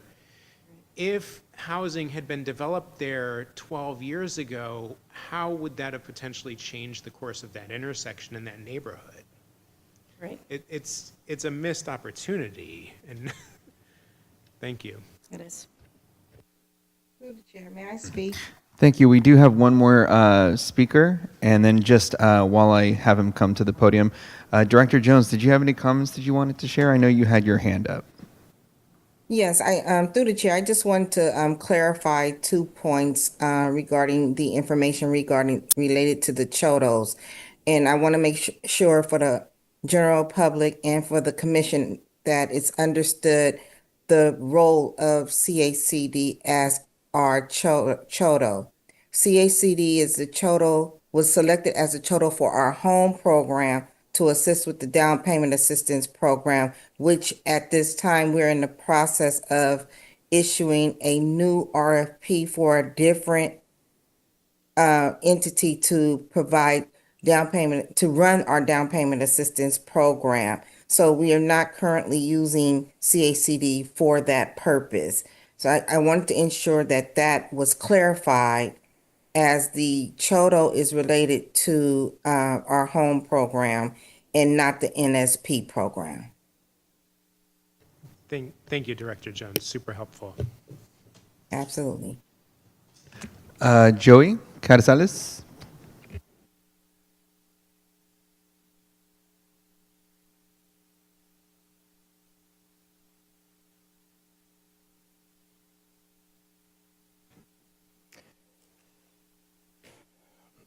Jose Carizales, and thank you for the opportunity. I also want to commend my young friend Marco for the sacrifice and the patience and the due diligence that he used and showed to survey my unsheltered friends. We were in regular contact, and I guided him emotionally, and it was very strenuous for him because it's not something that, as he admits, that he doesn't do very often, or he hasn't done. So it was a pleasure for me to help guide him through that process, and I'm very proud of what he was able to accomplish, and I'm happy that he provided bits of information. What I wanted to do is just wanted to touch on a few points. Page 3, it talked about a little bit about the race. Here, Homebase conducted a survey, and they determined that 8% of the African American population is in Solano County. However, 23% of that population is unhoused or unsheltered or homeless. So that didn't want the numbers to, wanted to make sure the numbers included that determination. And the other one that I wanted to talk about was on page 10, what was important was the housing first concept. That is a concept, a model that I have studied through my research in the last 8-9 years. It's a model that research and data proves works. The biggest difference, the model itself is not the issue. It's the people running it.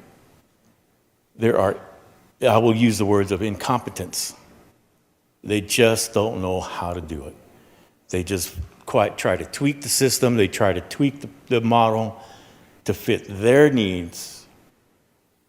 However, that's not really the housing first concept. Briefly stabilizes, reduces stress, offers an opportunity for case managers to know where one person, two people are staying, therefore they can provide the help. And then from there, once they're stabilized, once they're stress-free, once they're relaxed, they can move forward and find a better path forward. So that's kind of like basically the housing first overall concept.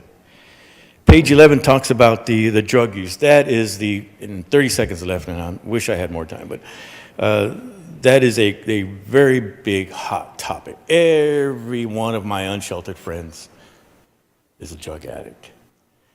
In the California study of people experiencing homelessness, they conducted a survey of up to 3,500 people. They determined that drug use exacerbated their problem, it was a part of their problem. In order to survive in the environment that they were living in, drug use was a requirement. In the community of unsheltered individuals that they were in with, drug use was part of it. In order to feel comfortable, to feel like family, to feel like emotional attachment, drug use was an important part of their lives. So the idea that thank you for the extra time. The idea of of everybody's a drug addict, it's a false narrative that continues to be. I got to be careful with my word.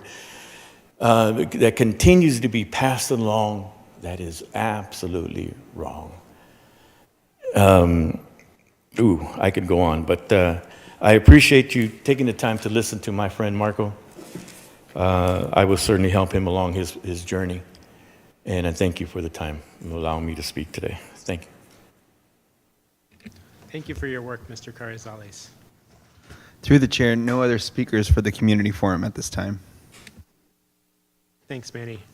So moving on to public comment regarding consent calendar items. Members of the public wishing to address the commission on consent calendar items are requested to submit a completed speaker card to the staff secretary. Each speaker is limited to 3 minutes pursuant to Vallejo Municipal Code, Section 2.02.310. Requests for removal of consent calendar items are received from the public are subject to approval by a majority vote of the commission. Items removed from the consent calendar will be heard immediately after approval of the consent calendar and agenda. Any cards? Thank you, Chair. No speakers currently signed up for the consent calendar at this time. Okay. Item 8 is consent calendar and approval of agenda. A, approval of agenda. So do we have a motion? I make a motion that we approve the agenda. I second the motion. Commissioners Bundy, Aye. Cassidy, Aye. Daniels, Aye. Jackson, Aye. Stuland, Aye. Vance. Thank you. So item B is approval of the minutes, and I know that Commissioner Cassidy has one detail that would like to be corrected. Yeah, I can wait until we have a motion and a second if we need for discussion, or I can bring it about now. Okay. The only correction I wanted to make was that Councilmember Letterdue was not absent from our last meeting.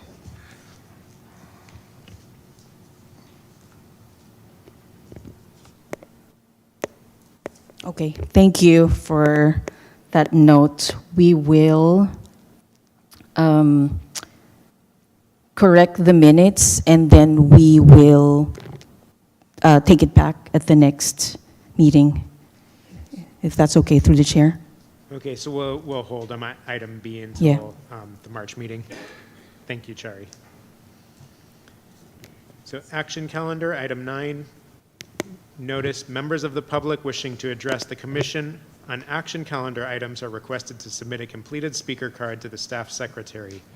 Each speaker is limited to 5 minutes pursuant to Vallejo Municipal Code Section 2.02.420. Any speaker cards there? Through the chair, yes, we do have a member of the public signed up for this item, but the public hearing has not yet been opened.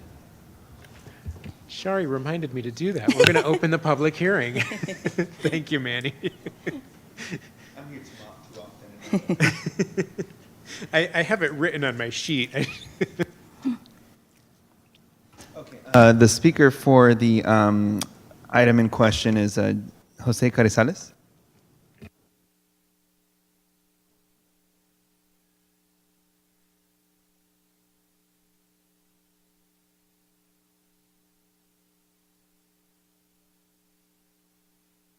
I just want to ask this commission, are you sure you want to give me 5 minutes?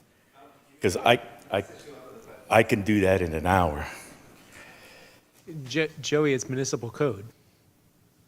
Forget the laws. You think Vallejo cares? Wait, I can't say that. Jose Carizales, thank you for the opportunity once again to speak on this subject.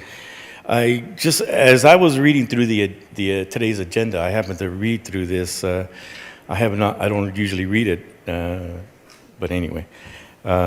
So what I noticed on the certain words in there were citizens participation plan, consolidated plan.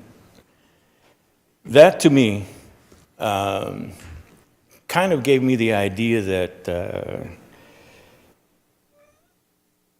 all parties that involve the unsheltered, homeless, unhoused issue should be at the table.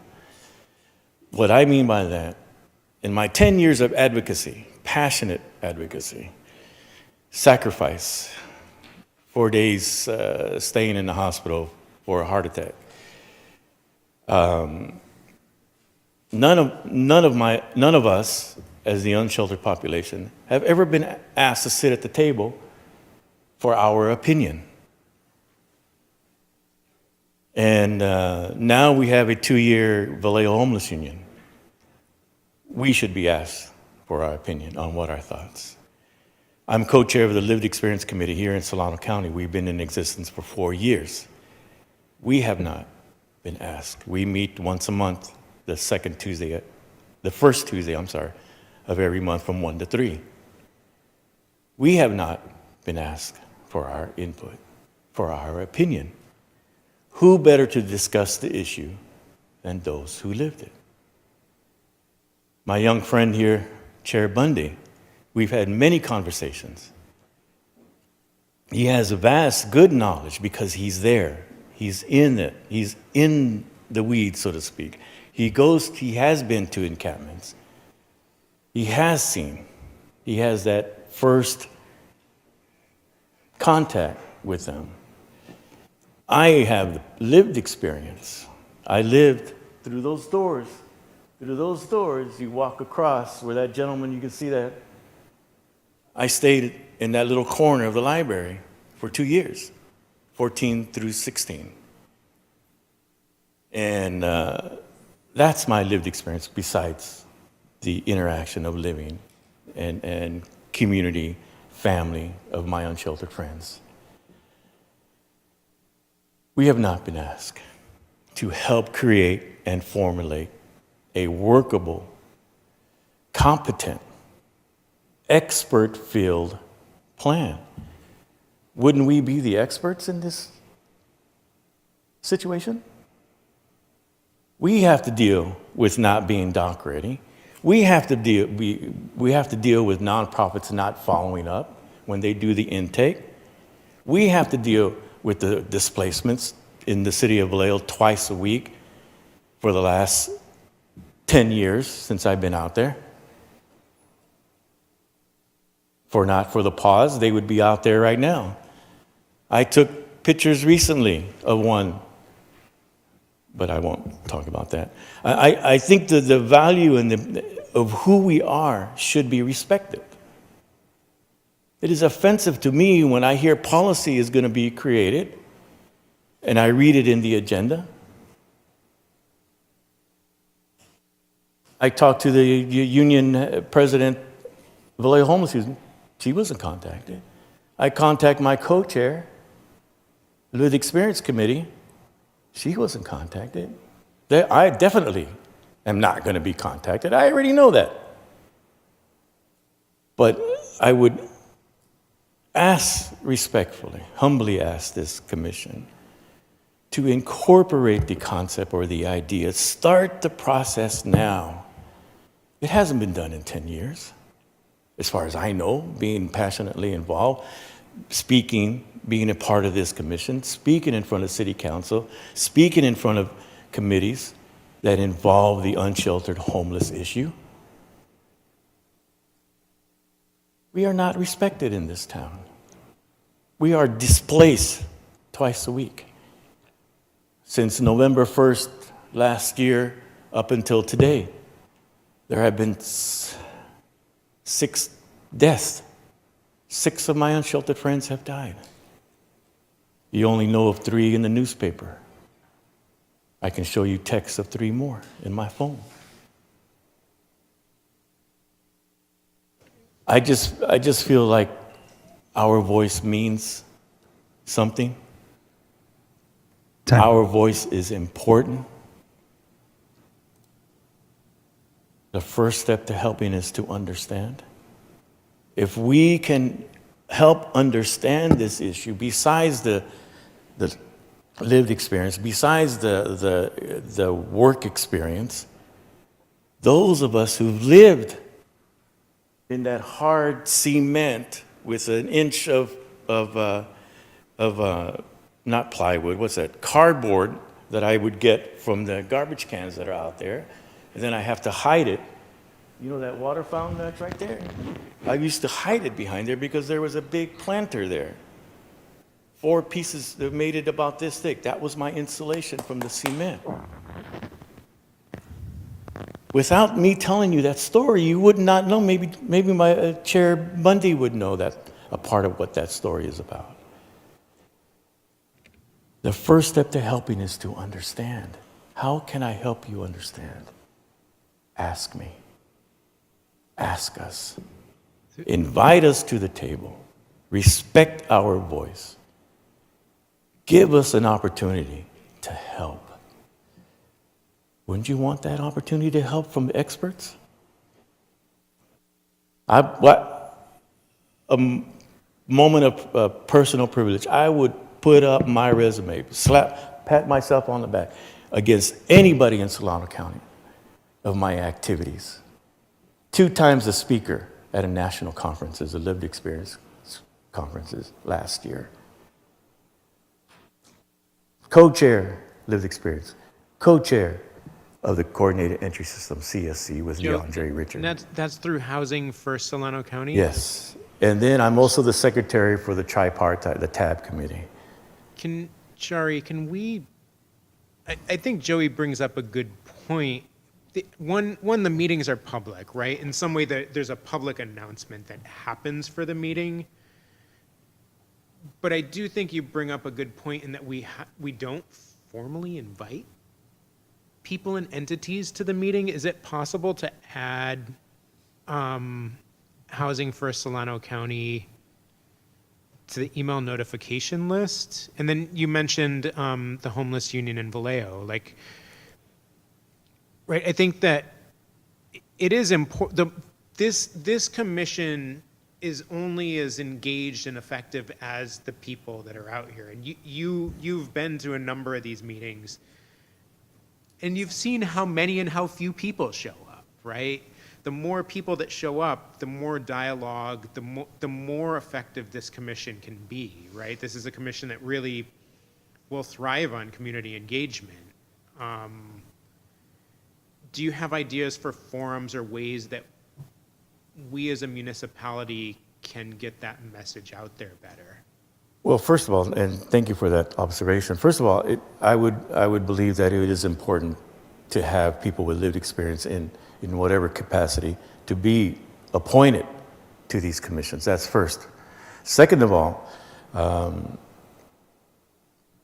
just put out a notice of people who you may know or whatever agencies that you inviting to on a certain day, come out and speak and use the public forum to give an idea, to give an option, to talk about solutions, quote unquote. And I think a public announcement other than, and the commissioners know that I have spoken about only the three phases, the three parts that this announcements are. You know, not everybody can read the newspaper, only 5,000 publications. Not everybody's on the internet. And so there has to be other ways, to have other forms of other methods to communicate what this commission is doing and what it's all about. Just send out an invitation and invite. And then hopefully those with lived experience who are important in this issue will want to join the commission. So that way you can, as Vice Chair Jackson knows, the passion that and Councilmember Lettigiu knows the passion that I had, or I still have, for the unsheltered For issue. Shari, we still have one open seat, correct? Through the chair, yes, we have a vacancy. Yeah, so anybody in the audience, if you know anybody who's interested in being involved, share that. Yes, I would definitely make that announcement if I was, well, I would definitely make that announcement so that the public definitely knows the opportunity that is available to them as far as the commission, this empty seat over here. Through the chair, Mr. Carzales, you are missed on this commission. Thank you. I want to share something with you that is a concern for me. And maybe your next time with us, you'll explain it a little bit better. I'm very concerned about the level of, as we engage, the level of predatory engagement of private agencies among our unhoused population. By predatory, I mean those who promise housing, they're not as, and you're smiling, that are not as transparent as the agencies we're talking to today. But there are private, in the dark, kind of clothed entities that express care, and some of them are nonprofit, some are not, who take in our unsheltered friends, not for the purposes of helping them, but for the purposes of feeding off of their benefits. And so as a commission, I want you to know that for a big part of what we're looking for is engagement, but also someone who is endorsable, if that is a word. Someone who meets the definition of, in the healthcare world, we call it patient safety, and we have a State of California's Patient Safety Office. But it's very important for us that we don't leave out the word safety. Unhoused care safety, unhoused care resource safety, so that at the end of the day, we get the resources we're fighting for. We'll get the results and the resources that we're fighting for. And I think it's very important for us that whoever is vetted for a position to represent this population understands the very delicate position they're in, that we're not endorsing services, and you're smiling because you know exactly what I'm saying.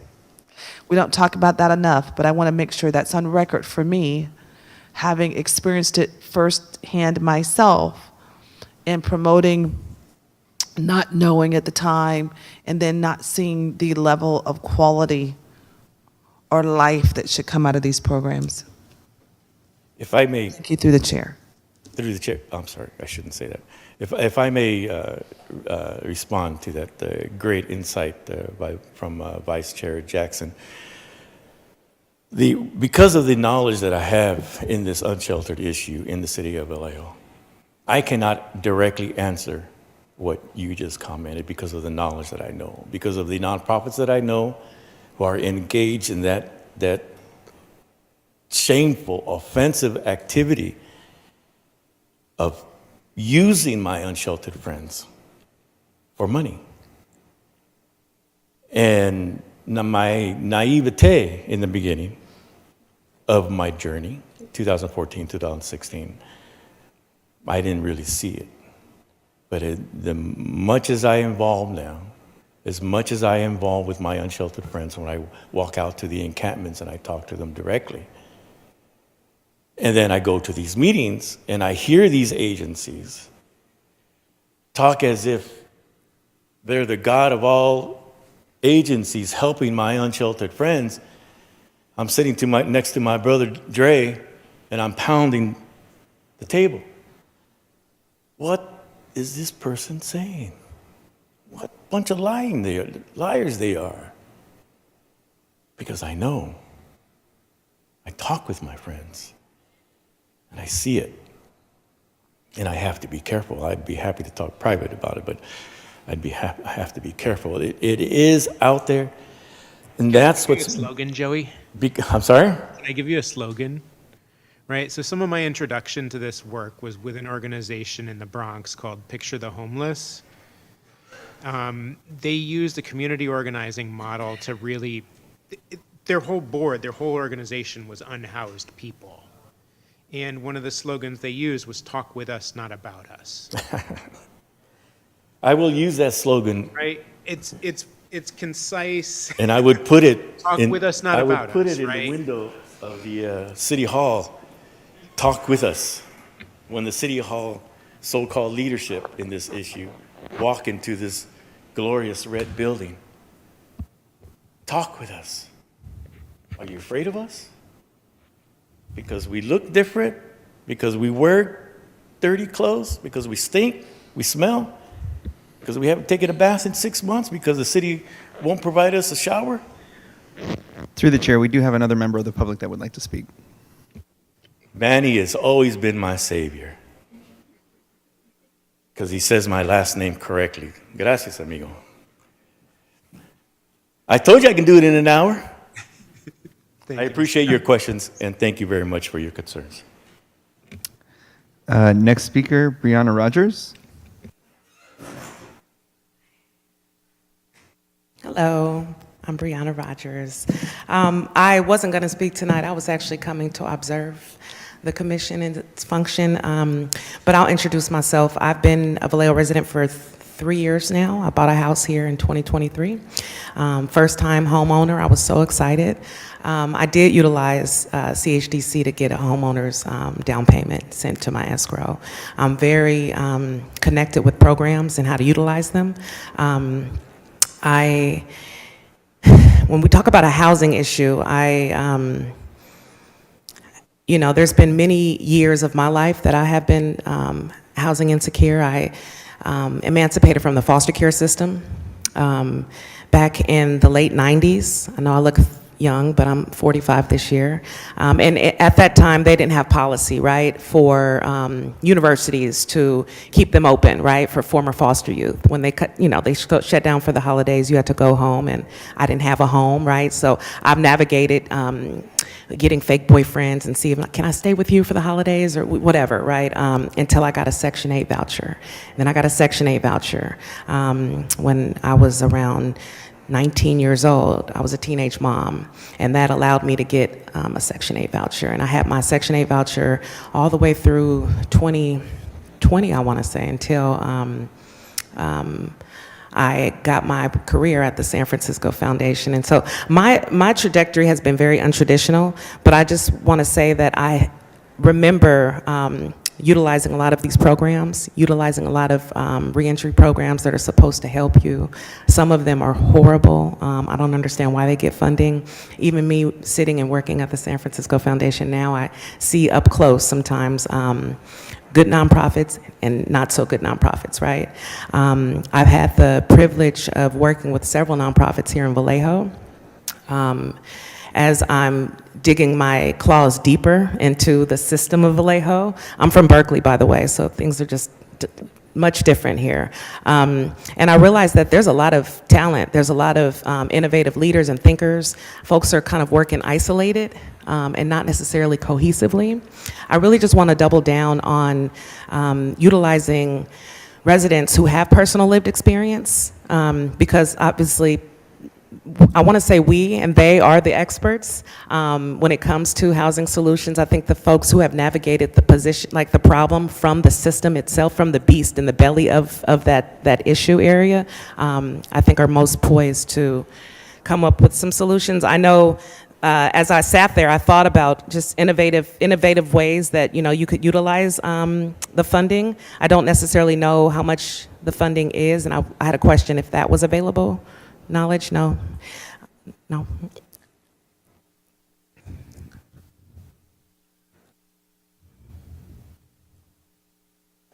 Well, which funding? You guys are, from my understanding, you guys are about to go in a process where you're determining how to utilize different sets of funding for home and different funds that are coming in that this commission is supposed to allocate. And you guys are getting community input on that process, correct? Yeah. So I was just curious about the actual budget that you all are working with, just to be clear. Is Director Jones still on? Do we have, so some of that, she could probably better delineate how the federal funds that we get, and they end up in different pockets of money. One of the ways for community organizations to get involved is through the CDBG program, Community Development Block Grants. And when does that open, Shari? So yeah, through the chair, we don't know yet if Ms. Rogers, you're asking for the specific exact amount. Everything's changed at the federal level drastically in the last year. So some of them, some of the money could just not even be there. Okay. We have a federal administration that is really trying to change housing policy and the way that housing authorities can administer the money that they already have even. We're actually, this is my opinion, we're at a dire time in terms of federal housing policy. They're talking about term limits on Section 8 vouchers. Yeah, that's... Through the chair, I wanted to ask her, because I'm a little confused. Are you referring to how much money we reference for the NSP program? Which one are you referring to, Ms. Rogers? Right. I'm curious about the buckets of funding, the various different buckets of funding that are available, and then that the city has to determine allocation for, and then the influence on those buckets that this commission has influence on, and how much is in those specific budgets. Through the chair, may I speak? Please, Director Jones, thank you. No, you're welcome. So to answer the comment, so the federal government issues the funds to each jurisdiction, and those funds, the budget was just approved like days ago. So we haven't received our actual grant agreement to determine exactly how much we will receive for this this year, because the budget was just approved. But once we have our budget, we will take that to the commission for the commission to assist us in identifying, what nonprofit has applied for those funds and for what services, because they have to be allocated to a nonprofit for a specific type of services. And so we will go through the process, the application process, and a subcommittee will be developed to review those applications to determine how much funds, based on their request, will be granted. But at this moment, to answer your question, we have not received our grant agreement from the federal government to tell us exactly how much we've been granted. We just know that the budget was passed. Okay. Thank you so much. That was a very clear answer. I like straight shooters. And my next question then is there a subcommittee that has access to residents to where we can co-create? Or is this, are these listening sessions pretty much the space for community residents to come in and give kind of pointed feedback? The subcommittee, oh, I'm sorry, I have a delay in my, no, go my ahead. computer, I'm sorry. The subcommittee will be developed through the commission They will identify individuals on the commissioners will be the subcommittee. Okay. So the process, I think there was slight cross signals there, but when we get the budget for CDBG, members of this commission then form a subcommittee to review the applications of the nonprofits who've. Got it. submitted Okay. applications. And that's how the specific allocation is made and determined. Okay, that's wonderful. You spoke about people with lived experiences applying. I did apply for that seat on this commission. I'm Brianna Rogers. I recently applied. I'm not sure if it went through. I know that the staff secretary, you said that the seat was still available. Can I get confirmation that you all have my application? Through the chair, so Ms. Rogers, the application goes to our city clerk's office. Okay. And then they'll determine if you'll get an interview with the council. Okay. All right. Well, thank you so much, and I hope to applied- see you all soon. If for some reason it doesn't go through, apply again. I applied 3 times. Why wouldn't an application go through? I mean, when I did it, I interviewed with city council 3 times. Oh, you interviewed through, okay. So you didn't mean like glitch, go through the system. You meant that you weren't chosen 3 times. Okay, right. Keep coming back. We want good people and we want engaged people. Thank you so much. Through the chair, no other speakers signed up for the action item at this time. So then, item A is the public hearing. So it's the housing and community development needs. Through the chair, I do have a presentation for item A. Manny? Thank you, Charlie. But through the chair, our consultants were actually going to present tonight, but due to some unexpected events, they are not able to make it tonight, so I'll go through their slides. Our recommendation for the public hearing is to receive comments and input on housing and community development needs. And this is for our Community Development Block Grant, or CDBG program, and the Home Investment Partnerships Program, CDBG and Home, for the next fiscal year, which begins July 1st, 2026, and ends June 30th, 2027. Oh, can you go back, Manny? So Shari, these are the 2 buckets of money where this commission can actually make decisions on how that money is spent, Yes, through the chair. right? Like a lot of the other stuff is just federal policy that comes through as the project-based and the housing choice vouchers. So I do want to make that distinction between the RCDBG and home grants.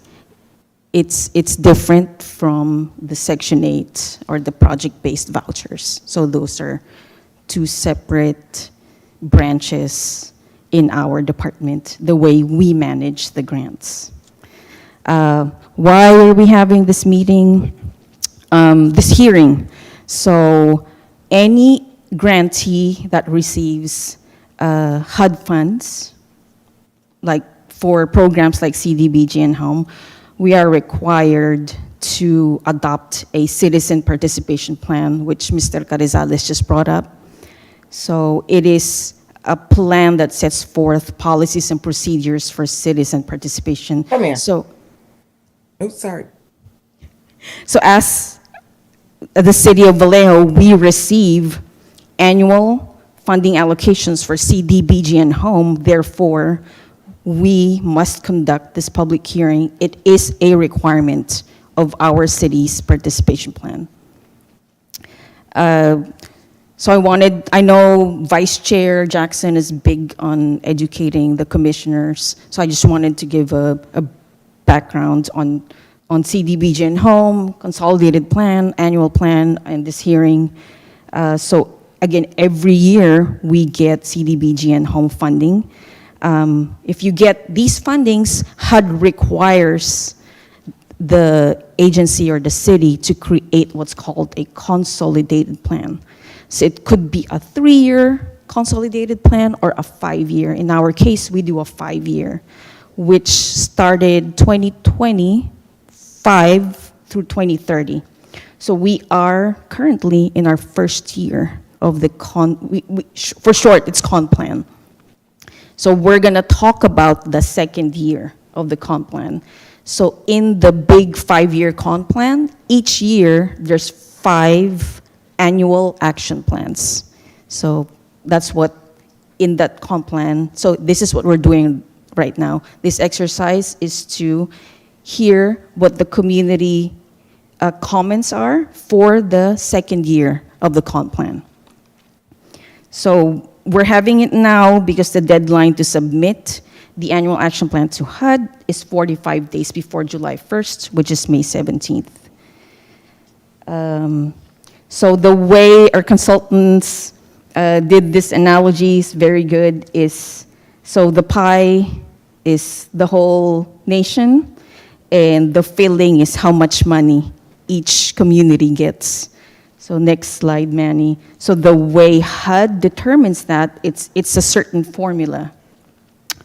They base it off of a city's population, poverty situation, and housing overcrowding. So we don't really know how much exactly we're gonna get until we get that certain piece of paper that says you're gonna get 900,000 or 1 million. So what we do every year is we just assume we're gonna get the same funding that we get this year. So that's what we do. Next slide, Manny.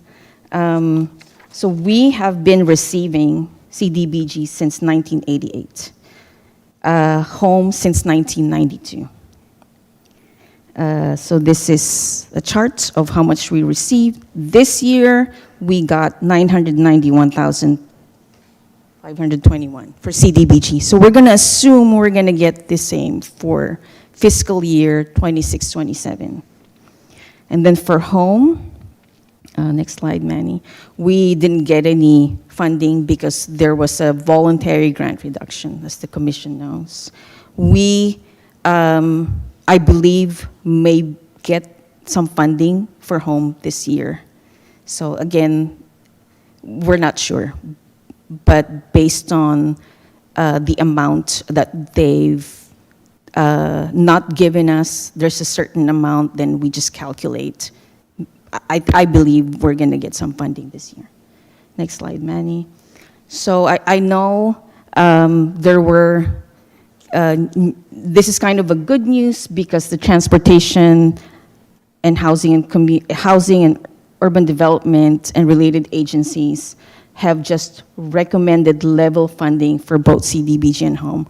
There was news before that they weren't gonna fund these programs, but now they will. So once the budget is approved, that's what our Director Jones was referring to, then we'll know exactly how much we'll get. So our recommendation is to, and that's why we're having this hearing, we're preparing now the annual action plan for the second year, fiscal year 26-27, based on level funding.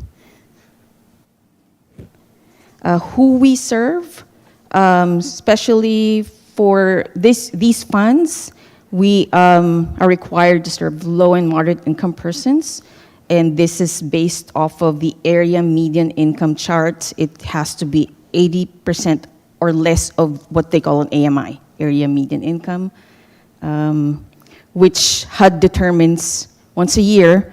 So 124,600, take 80% of that for a family of 4 is 109,900. And then next slide, Manny. So this is the chart that HUD publishes every year. So our nonprofits who get funding from us, they're required to check eligibility that the people that we serve who are given these funds are 80% or below the AMI. Next slide, Manny. So what we do is for CDBG, we have owner-occupied housing rehab. We can do public services, social services. So we have nonprofits who administer public services for us. And then, of course, they fund us for administering the program. That's for our salaries. And for home, we have the TBRA, that's short for Tenant-Based Rental Assistance Program. And also, for home, we also may get program admin to administer the program. What we can do for fiscal year 26-27, so in the comp plan, we have identified 11 goals, which are, so these are all our goals. Program admin, the tenant-based rental assistance for home program. We want home ownership assistance for first-time home buyers. We put economic development, housing rehab for owner-occupied single-family homes, public services. Next slide, Manny. Shari, Yeah. really quick question. Sure. When these are selected, these are selected from items that the federal government, a list that the federal government gives, and then those individual items are picked off of that list by the city? Through the chair, yes. So CDBG program and home program, they have specific eligible activities. So for example, for home, it's typically development of affordable housing. So we choose the items that we want off of a menu that the federal government provides? Through the chair, yes. And what we did when we were formulating the consolidated plan, we had put out surveys. We had our consultants look into data specifically for the city of Vallejo to be able to narrow down what the needs of their community are, and then based off of the needs, look at what eligible activities we could use CDBG and home funds for. Who did, I don't remember fully the organizations that we funded this past fiscal year. Fair Housing of Northern California, Fair Housing Advocates of Northern California is one. And I'm saying this just so folks know the types of organizations that we do fund. I don't remember the others. Can you refresh? Through the chair, for now, we have funded just one for public services for CDBG. It's Fair Housing. Thank you. Going back, so we said permanent supportive housing, a homeless navigation center, interim assistance, which typically means like emergency assistance, housing services, and demolition of blighted structures. So these are the goals that we have in our consolidated plan that we told HUD we would address during that 5-year period. But, so we are not required to address that goal in any given year. We could do it like in year 1, or year 3. So again, it just depends on how we're going to do the annual action plan for each year in that 5-year plan. So what we can do for year 2 is we can again fund a nonprofit and to offer public services to the community. So currently, Fair Housing Advocates of Northern California, we are recommending renewing their grants for the next fiscal year. So we talked about the goals. Those are eligible activities. And there are also some that are not eligible. So these are just some examples. So for example, for CDBG, we cannot use it for housing construction, for general government expenses, operating and maintenance expenses, buildings used for general conduct of business, with the exception of removal of architectural barriers and income payments. We cannot spend more than 20% of our CDBG for our program administration budget, and no more than 10% of home for admin. And we cannot spend more than 15% of CDBG for public service grants. So these are the basic limitations that these programs have. So that's why we're having this hearing. So basically, we're wanting to receive comments and input on housing and community development needs. We want to gather information. We want to know the public's comments on how CDBG and home program funds may be used in the next fiscal year, and determine whether and how these needs or these goals that we have may have changed significantly. And if so, if there are any revisions to the goals or activities that the public wants us to do, and that would entail like revision of our plans. Earlier, Mr. Carizales talked about like having the avenues for more people to speak. And Brianna is going to talk about the surveys that she had created. So she had created flyers too and QR codes that we will be able to hand out to our nonprofit partners and to our commissioners, Mr. Cardenas, Mr. Carizales. I'll hand it over to Brianna. Through the chair. Hello, everyone. So if you're up at the diocese, you have a flyer in front of you. If you're in the audience, we have flyers in the back of the room. And if you're tuning in online, we have these up on our website. So this public hearing is to hear from the community what different housing and community development needs are out there. Upon conclusion of this public hearing, we're going to have surveys open online from February 5th, so today, up until February 22nd.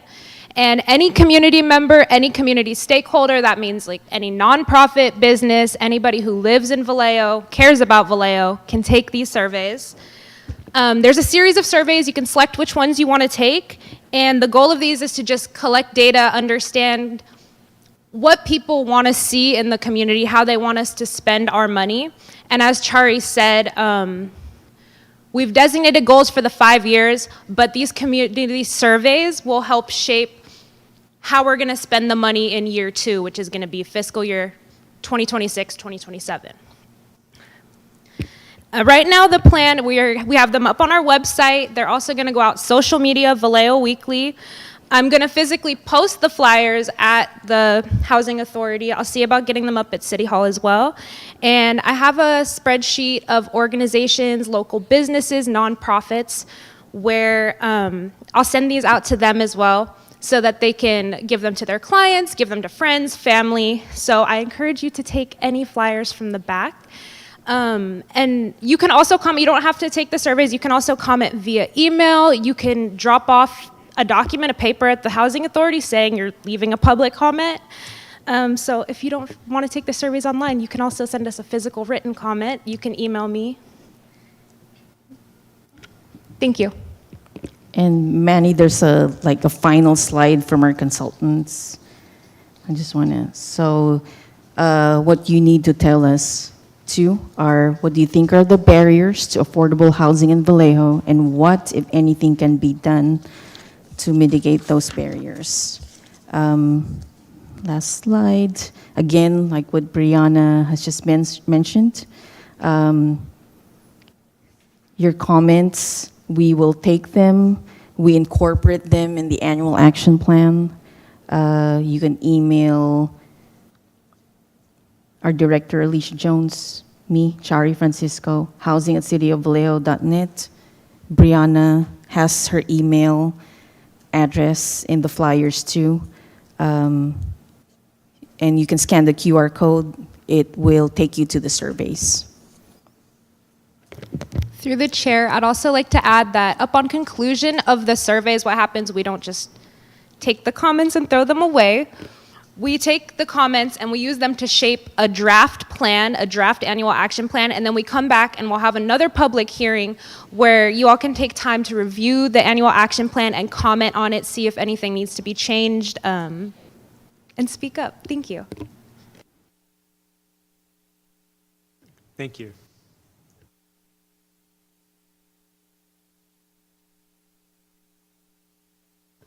So then we need a motion there. Through the chair, there's no motion. So we have to close the comment period. We'll close that, Manny. Thank you, Manny. You're my subconscious over there. And then item A, public hearing, housing and community development needs. Do we have a motion? Through the chair, you can just close the public hearing. Just close it? Yeah. Okay, so we're closing that for this evening. Moving on to item 10, any written communications? Through the chair, you have with you the Broadway Village final monthly update. Council member Lediju spoke about the update that will happen in March, but our Assistant City Manager, Gillian Hain, unfortunately cannot make it tonight. She and the Assistant to the City Manager, Natalie Peterson, presented this at the council meeting on January 27th and wanted us to share this with you. And one thing I'll say also for public knowledge is that the city of Vallejo currently does not own any housing. Right? So this project, when it's completed, will be the only housing that the city of Vallejo owns. Through the chair, we don't own any public housing as far as like for Section 8 vouchers. So I think what's here is like the city will own the property. I'm not really sure like what the exact terms I are. think that's probably a work in progress, Yeah, right? Director Jones has a comment she would like to share. Thank you. Through the chair. The Broadway project as it stands, to your question, Chair Bundy, the city does not own any property as it relates to housing developments.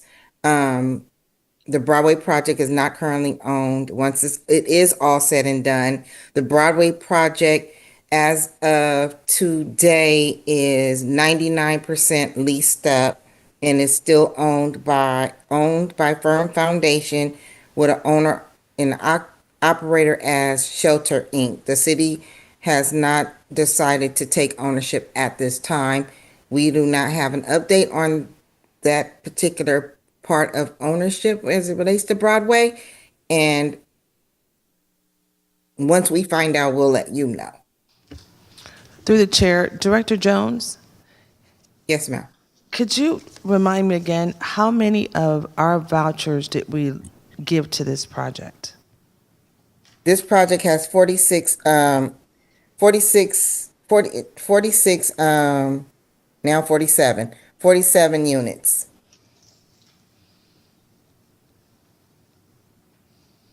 And it's completely leased at this moment? There are no openings? I think it's 99%. I think they're leasing up their last two families. As of today, when I had my meeting, they were leasing up the last two families. Okay, thank you very much. Yes, ma'am. Awesome.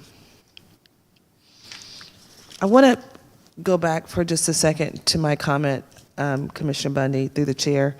I made a reference to patient safety without giving the commission the benefit of the thinking behind it.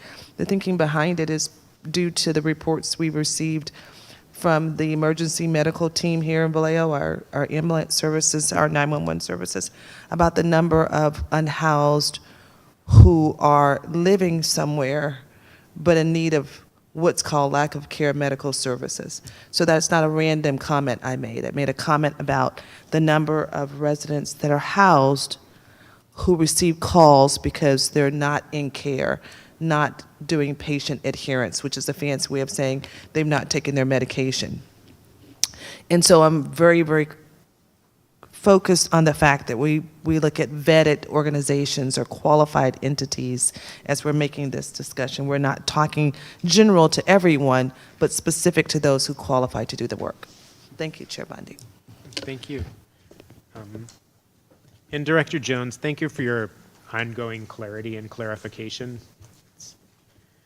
Item 11 is report of the committee or board secretary.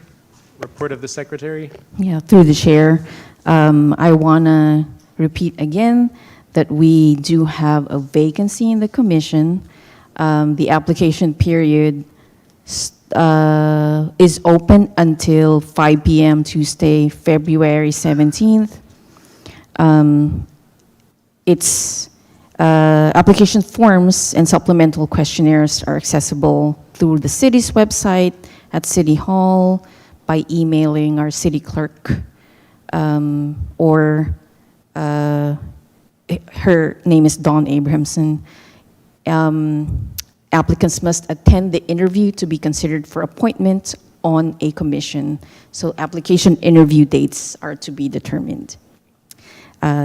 Second is our department volunteered for the point-in-time count, the pit count, and we had Chair Bundy too in our group, and we also, I think we saw Mr. Cardenas too. So that was a great experience for me and Brianna. So. Likewise, it's always, I've done the count in a number of different cities, East Coast, West Coast. It's always been an interesting and clarifying and really grounding experience. That's it, through the chair. So B, any report from the city attorney? The city attorney is not here, so. C, any report of the presiding officers and members of the Housing and Community Development Commission? No. So D, report of the ad hoc committee. So this is great. We have some goals to hear about. Through the chair, we did email the goals committee notes. We want to thank Commissioners Daniels, Stuland, and Vance for their hard work. It was a very productive meeting. We have 3 goals, and they're very helpful for us to be able to create the work plan. It's now very easy to translate it into a work plan, which we're going to have the meeting actually tomorrow at 6:30. I want to thank Commissioners Cassidy, Stuland, and Vance for their flexibility. And I'm saying we're kind of like, I don't mean to rush into the meetings, and it's because we do have a special council meeting on March 3rd, Tuesday at 6 p.m. To present each commission's budget. So we need to present our budget and the work plan. Otherwise, we don't get budget for fiscal year 26-27. So I want to make that clarification that we're working on fiscal year 26-27's budget. Again, it starts July 1st of this year. And so, I'm sorry, Commissioner, you wanted to say something before I end my talk. I was just going to tell you, can we review the goals now? Just a brief overview for record? Is that okay? So we came together and we decided that our first goal was going to be, we wanted to share our findings and recommendations with the City Council or Housing Authority Board. This is so that they know what we're working on and that we know what they're working on so we can be collaborative. Our second goal is we're going to build partnerships and collaborate with other commissions. Being unhoused is not the only issue some people are dealing with, so we want to bring everyone together.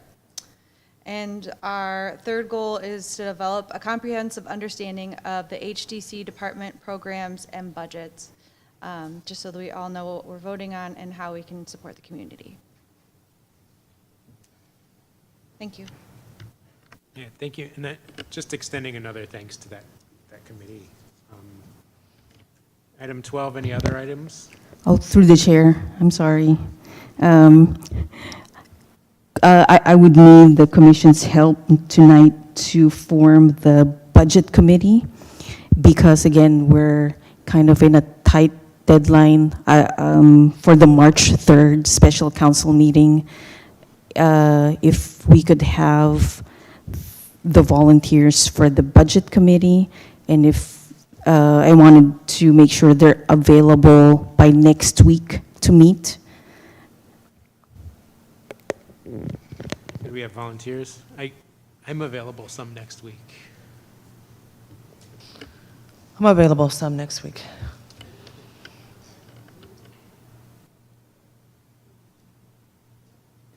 I will be out of town. I will be the third volunteer then. Okay, so we have for the budget committee, Chair Bundy, Vice Chair Jackson, and Commissioner Cassidy. We will most likely ask you after the meeting for your availabilities for next week. Thank you. Thank you. So item 12 is other, any other items? We don't have any other items, Chair. That brings us to lucky number 13, which is adjournment. Thank you all for being here and for being engaged.